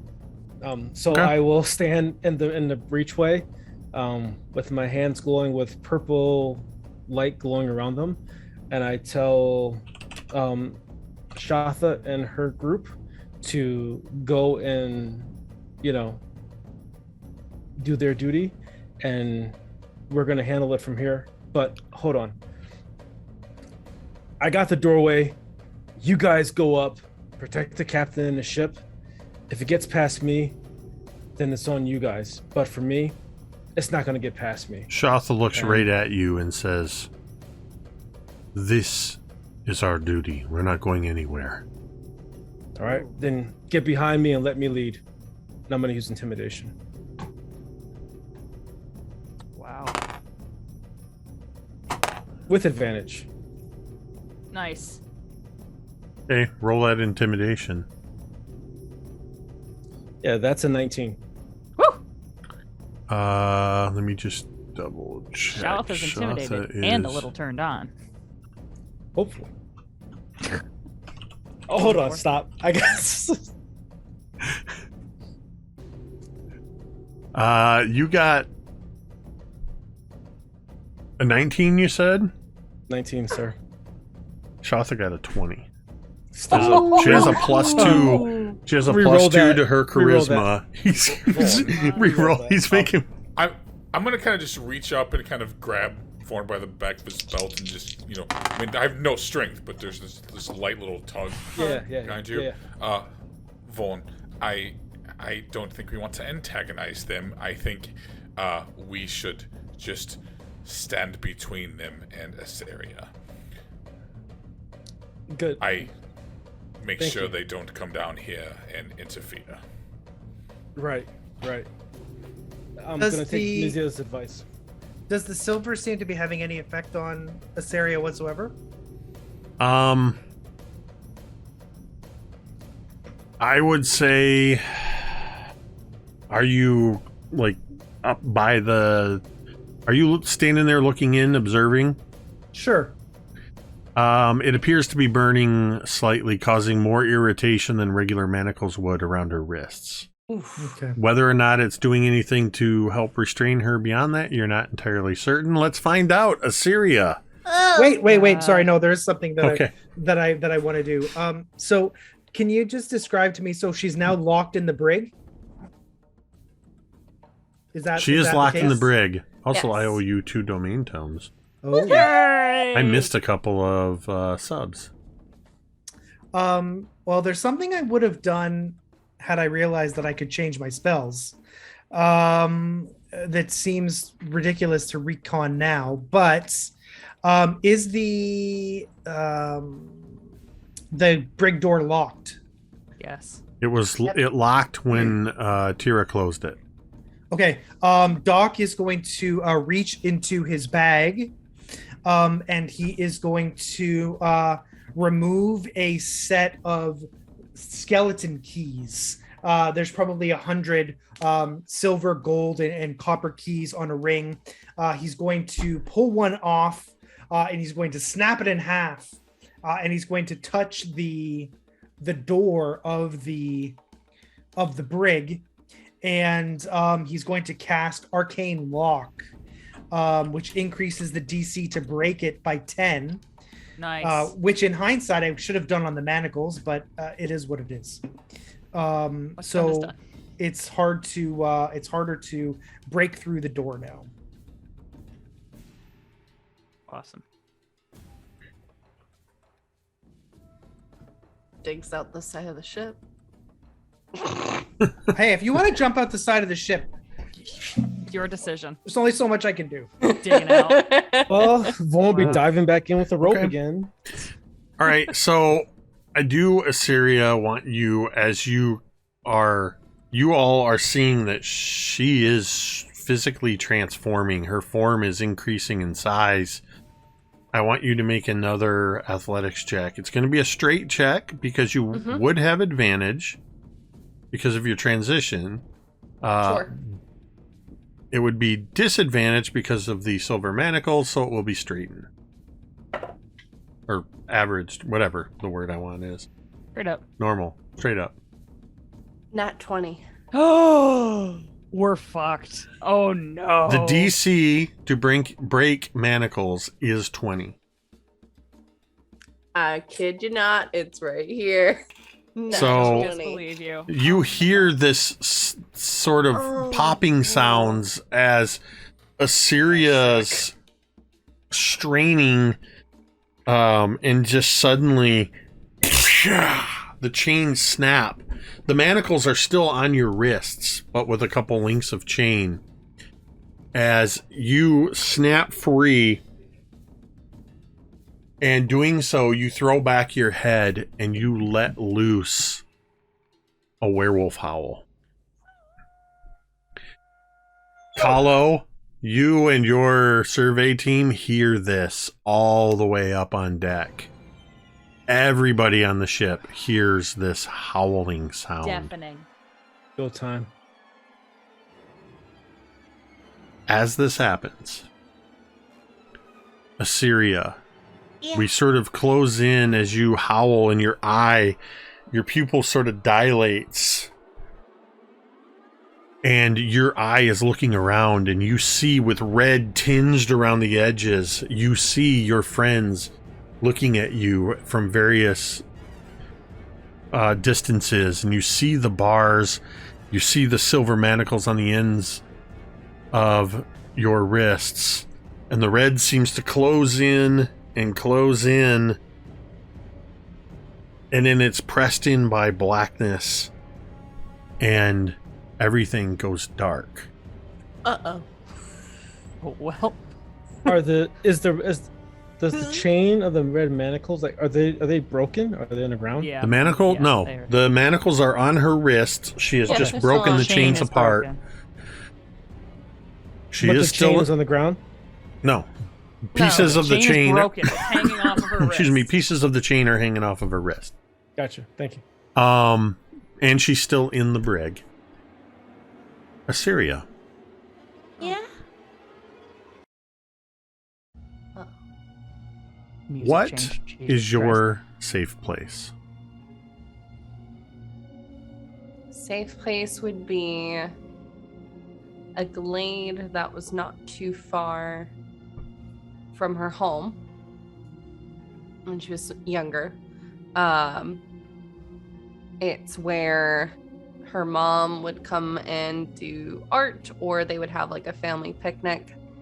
It's where her dad first taught her how to hold up a wooden little sword. There's tons of trees. There's a stream that moves through. It's also the area where she did a lot of her training and meditation to connect with nature. It's her safe space. It's more often than not the area that she was usually in when her mom would come out and yell at her for being late or being absolutely disgustingly dirty because she's been playing in the mud or what have you. But that is where she is currently at.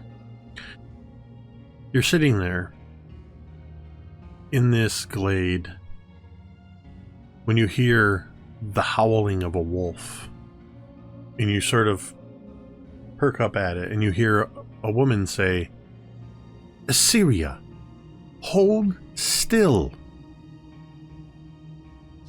And you look over, and your mother is about 10 feet away, sitting on a wooden stool with an easel in front of her, and has paints out, and she is painting your portrait. If you keep moving, I will never capture your likeness appropriately.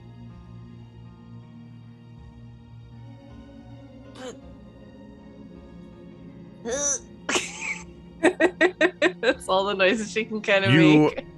You hear a little bit of a whimper, and you look down, and Soren is at your feet.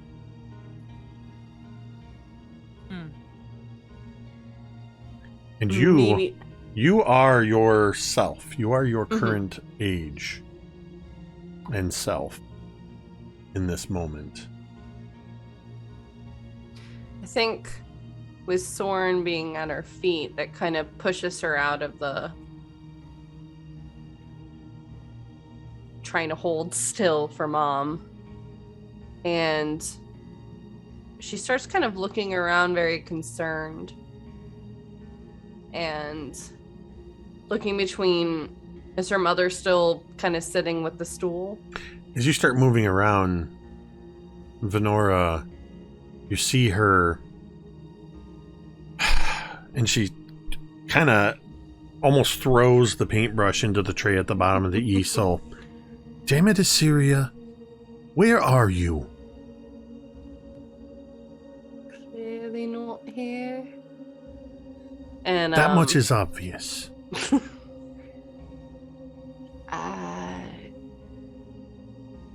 I'm a bit confused. Where this isn't right. are you, Assyria? Last I remember, I was on a boat. Dreams of the sea. No doubt put there by your father. Yeah, possibility. And where is this boat going? To some unimaginable place in your imagination?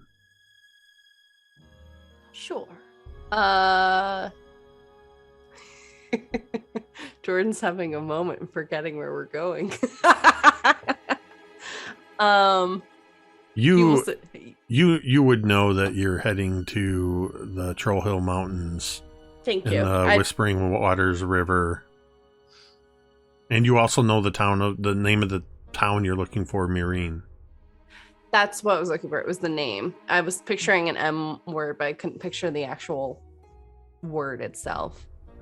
Marine, or maybe it was Waterdeep. I'm not sure.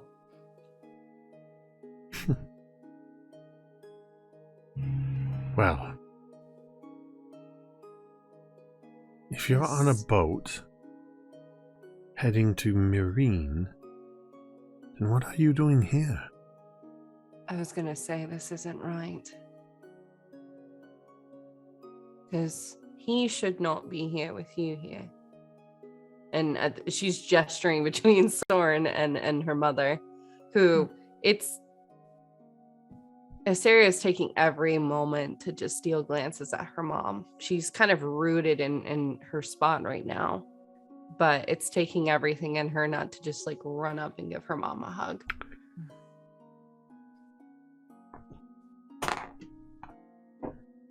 You see her sort of change her posture. She sets her easel down. She comes over to the log where you're seated, and she sits down right next to you. You can feel her warmth. And she reaches up and she just kind of pushes a little bit of hair and tucks it behind your ear. What's happened to you, Assyria? You're older, but you wear the look of years and years worth of worry and danger upon your countenance. I think the better question to ask is, where are you? This isn't the first time you've appeared to me either. Where are you? I'm still trying to work that out. I'm not entirely certain. Are you with father, or are you separated? I am not with your father. You said that way too quickly. Why did you say it that way?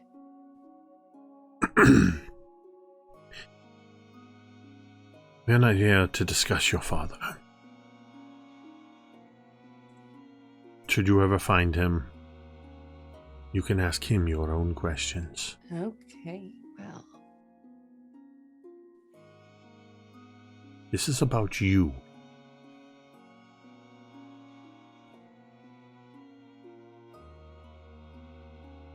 Well, lots happened.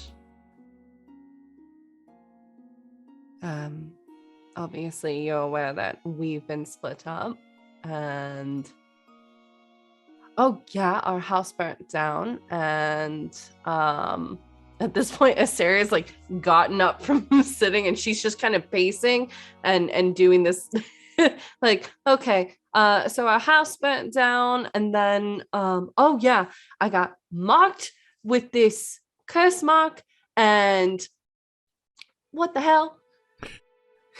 And then as you stuff say was that, sore. as you say that, she comes over and kind of puts her hand on your hand where you were sort of indicating the mark. And then she kind of pulls your hand to the side and says, "Let me see." And it's not a question. And she'll kind of move her armor around, move the locket, so she can show the curse mark. She looks at it. She just very lightly touches it sort of around the edge with her finger. Seluna's kiss is what it's called. Seluna's kiss. You mean like the goddess? The moon goddess. Yes. Make a perception check or an insight check. Insight? Or perception. I'll do perception, 26. As she says this, you see a slight hint of a smile curl up at the corners of her mouth.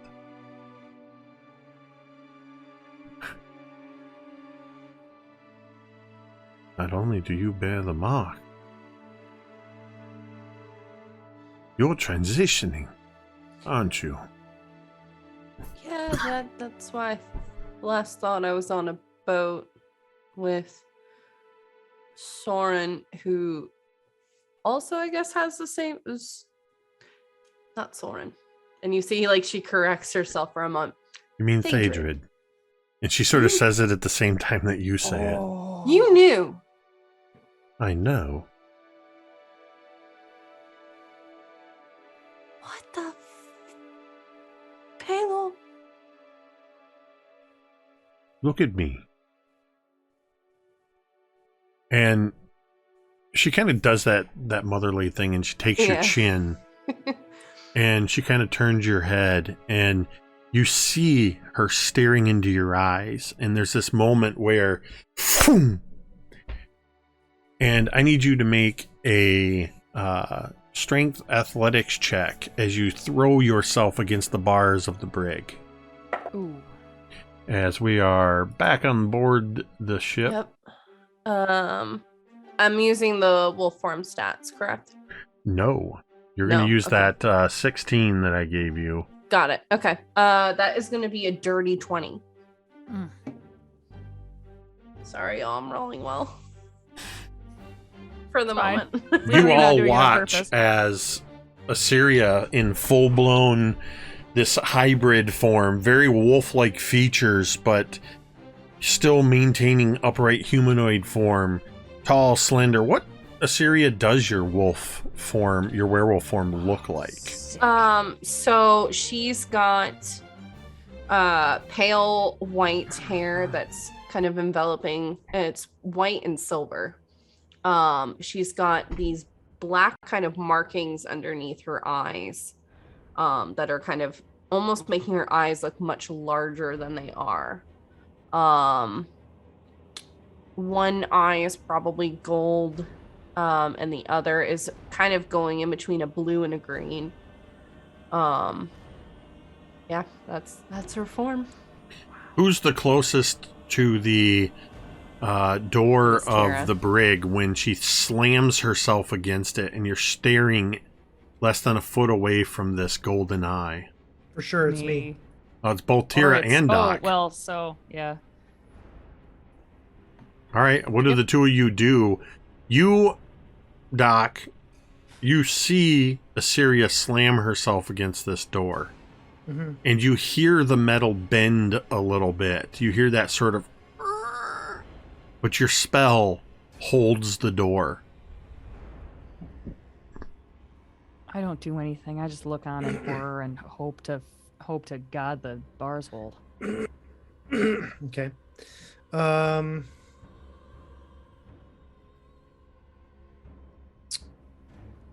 I am.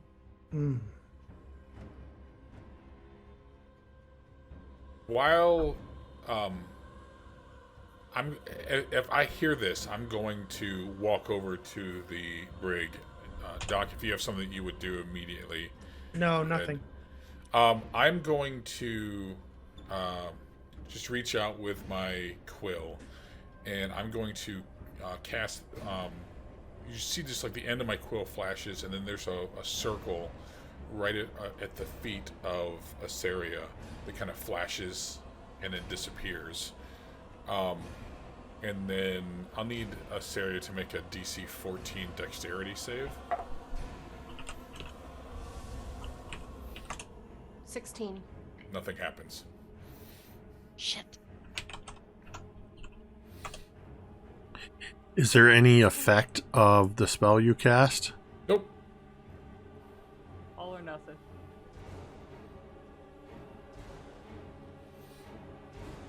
I'm just checking. Tira would kind of look sideways at Doc. Does Doc react at all? Does he start at all, like, or jump when the bars take this hit, or No. is he ramrod straight? Okay. Wow. Okay. So for the moment, Assyria seems to be contained. And for the moment, Assyria, you see Tira and Doc and Mizia and the others through these bars tinged in red, and then you're staring again at your mother.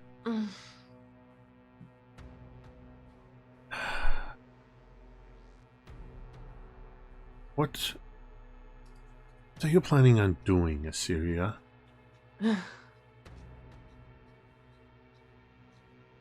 I haven't really thought that far ahead. Clearly, you're at sea on a boat, putting the lives of So- those you care about at danger. Okay, well, I had a better idea if I should stay on land, but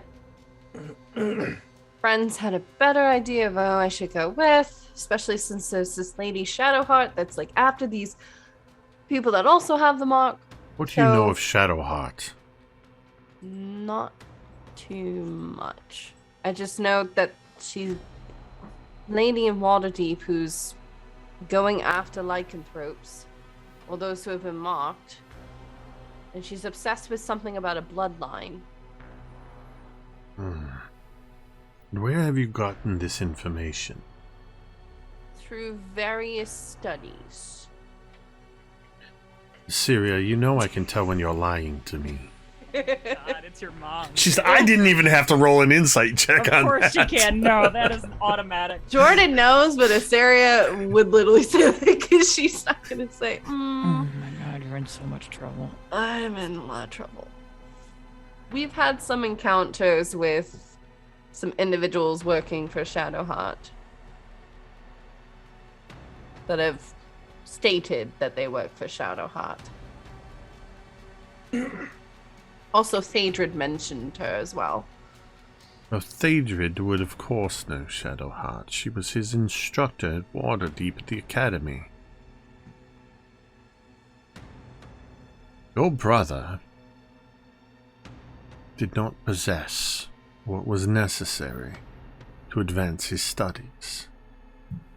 Your brother made the mistake getting on the wrong side of Avona's Shadowheart. That is why he finds himself in the predicament he's in. As she sort of reaches down and just a hair too rough scritches behind his ears like, isn't that right, Thedrin? Oh my god. Oh my god. This is scary. Yeah. You've no doubt been talking to that mongrel, Kane Mogren. Just a bit. Kane is a mistake. I think Ravona that's going knows that. bit too far with calling a person a mistake, but shutting up. The monster that Kane has become is a mistake. He was insignificant before Shadowheart gave him these powers. How do you know about this? I know more than I care to know. Everything that has happened to you is because of her machinations. Vona Shadowheart is what you would call a sort of cult leader, the Sisterhood of Selûne.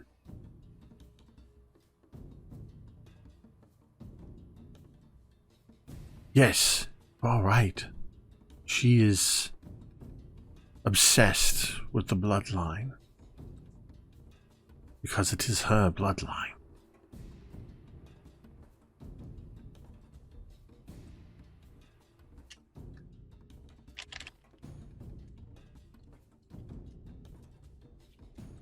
Assyria, make me another athletics check.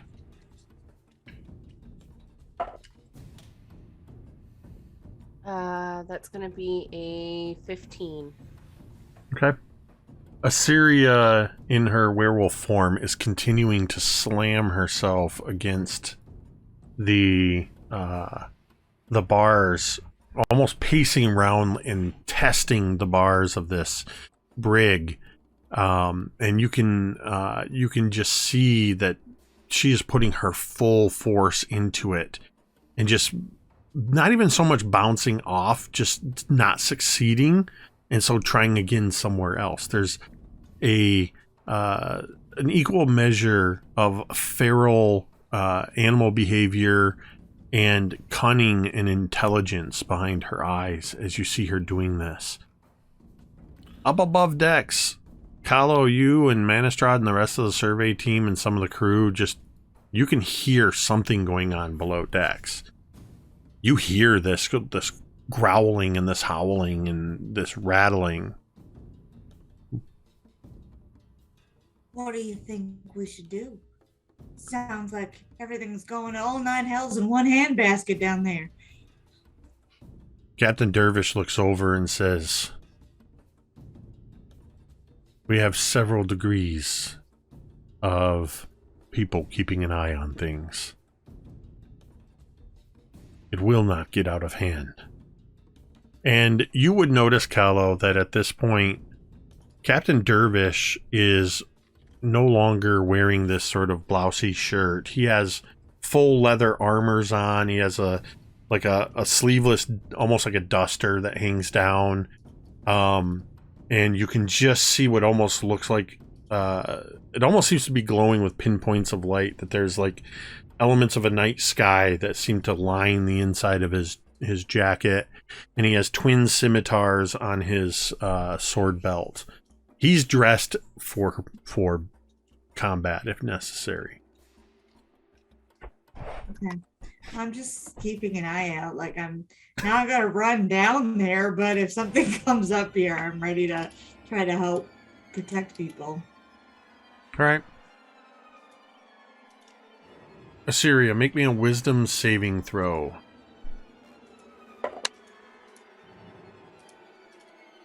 Oh boy. 9. All right. The look of your mother or rather, your mother is looking at you, and you hear this howling, growling sound in the woods. You hear wolves.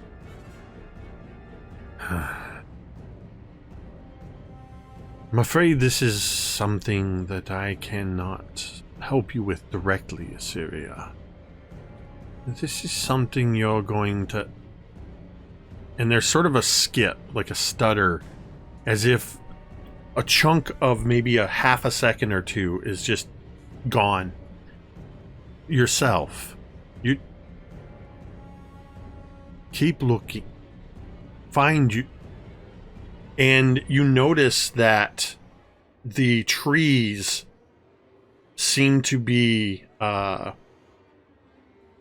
you sense this sort of in the same way you had that red light around your vision. You sense this again in this safe place, this red light, but glancing around you realize it's because the treetops are on fire and the smoke is heavily, it's like almost falling like ink in water from these. So instead of rising upwards, thick black smoke is coming downwards.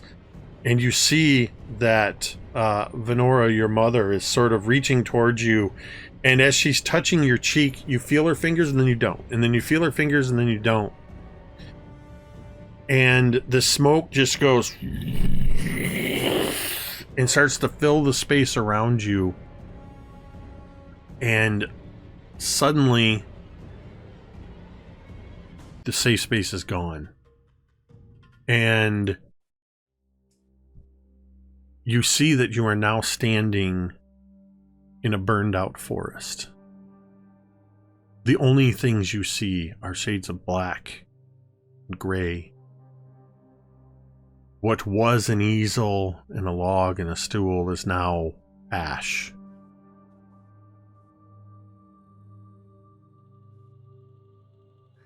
What do you do? Mate? She'll kind of walk around calling for her mom for a couple moments. You hear a voice behind you. Your mother is not here. You turn around and you see a Shatterkai woman with long raven dark hair. And her lips are sewn shut with silver thread. I am Venetrix Shadowheart. We need to talk, she says to you telepathically. And that's where we're going to end tonight's session. That's not fair. That's so mean. We play until 10:30. What'd you expect? Can we go another half hour? Old man Dwight, even though I'm the grandpa, old man Dwight's got to go to bed. Oh my god. Oh my god. Not only old man Dwight, old man Ricky too. I look young, but I'm old as well. I'm older than both of you. I'm older than all y'all. Wow. That's right. Wow. You're the official grandpa. Fuck. Oh god. Damn. Oh, that gave me a lot. What to was her think first about. name? What was it? She's all right. I will put it in the chat because I know you. Some of you note takers need it. Yep. Yes, please. Thank you. She said her name was Venetrix Shadowheart. Mm-hmm. I hate it.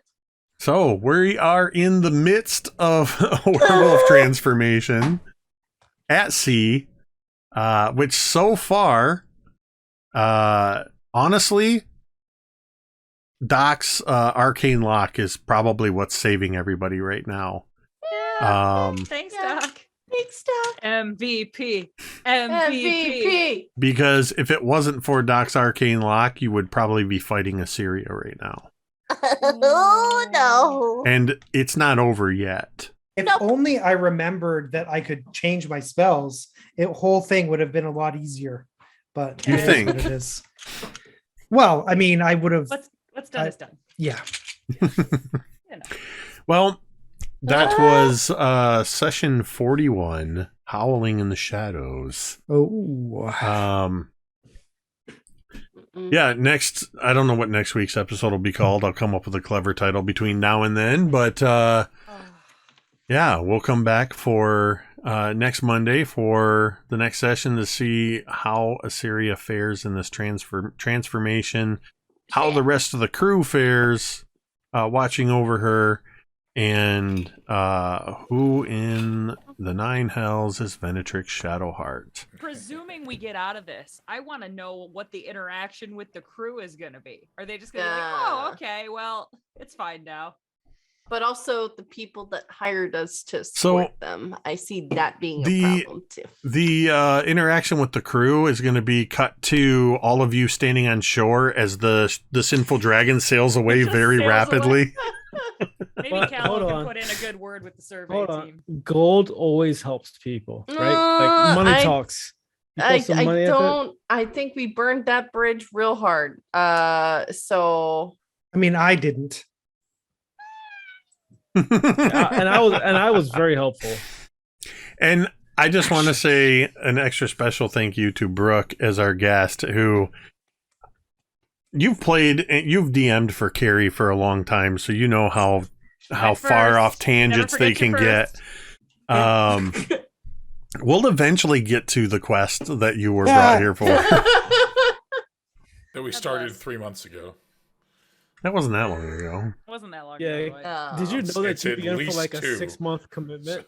It was like 6 weeks. Survive. Like if I'm just, nowhere near you guys, I won't die, right? Yeah, Yeah, just stay very far away from them. Like low key, Brooke, expect to play with us till December before we actually get to the place where we need to get to. Right. That is Do what not we the have to case. do. Jake will take good care of you. Yeah, right. Oh man. wow. Two of my favorite moments of this session tonight were three of them. Sneaky Turtle, familiar, going down to see what was going on. Mizya telling the captain and the crew to back the fuck up. Back the fuck off. And Ricky just straight up taking over and playing both parts with Ditto. with Ditto. I absolutely love that. Phenomenal. You're like, I need a minute with Ditto, and I'm like, okay, and I'm getting ready, and you're just like, okay, there you go. Yes. At this point, Ditto's basically your familiar, so Yeah, me and Ditto are down. no, I love it. Legit. And Oh my God. Ride or die. for those that might be new, and I know Brooke was even asking, what's Ditto? Ditto is a very tiny mimic that is very intelligent and took a liking to Vorn, and Vorn took a liking to it. And it tends to hang out as a part of Vorn's, looking like a part of Vorn's armor. So he's not talking to himself. Ditto is an actual entity. To each their own. Right. Yeah. Also, So- his traps, and when he doesn't have his armor on, So- it's a part of his body. Just as a reminder, tomorrow night you can tune into twitch.tv/fortnerd.com to check out the Dreadful Tales, which is our third session, I believe. Yep. And then there's also a Legends of Saltmarsh here on MTD. And then on Thursday is the Dawnbringers. Wild Beyond the Witchlight Season 6. So lots of good stuff going on. Stay tuned for all of that. Dwight, who are we rating? Oh, you had to ask me that, didn't you? Well, Good job. It's not like I do this every time we play, but like you said, I'm old. It's past my bedtime, so I'm just gonna keep meandering. Tildalu's playing Speaks here. Stardew Valley. Let's go There you raid go. Tildalu. Either that, yep. There we go. We're gonna raid Tildalu, Jake. Yeah. See what head I'm Well, on. I beat you to it. So. So I was asking you to stall as I looked up who was streaming. So yeah, Tildalu's playing Stardew Valley. So send the MTD love over there. Thank you to everybody who tuned in tonight. New followers and subscribers. Thank you so much. We appreciate you. If you are one of those people that likes to lurk silently in the chat and you don't necessarily talk in the chat or participate, that is fine. We totally get it, and we appreciate you all the same and hope you enjoy everything here. And of course, as always, I have to say a huge thank you to these amazing players that I'm so lucky to get to play this game with. Thank you to Gary, Dwight, Jordan, Carrie, Ricky, and our special guest, Brooke. Yay! Without whom it would just be me talking to myself for a couple hours. With that, we are going to end the stream the same way we end every stream, and you can say it with me if you want.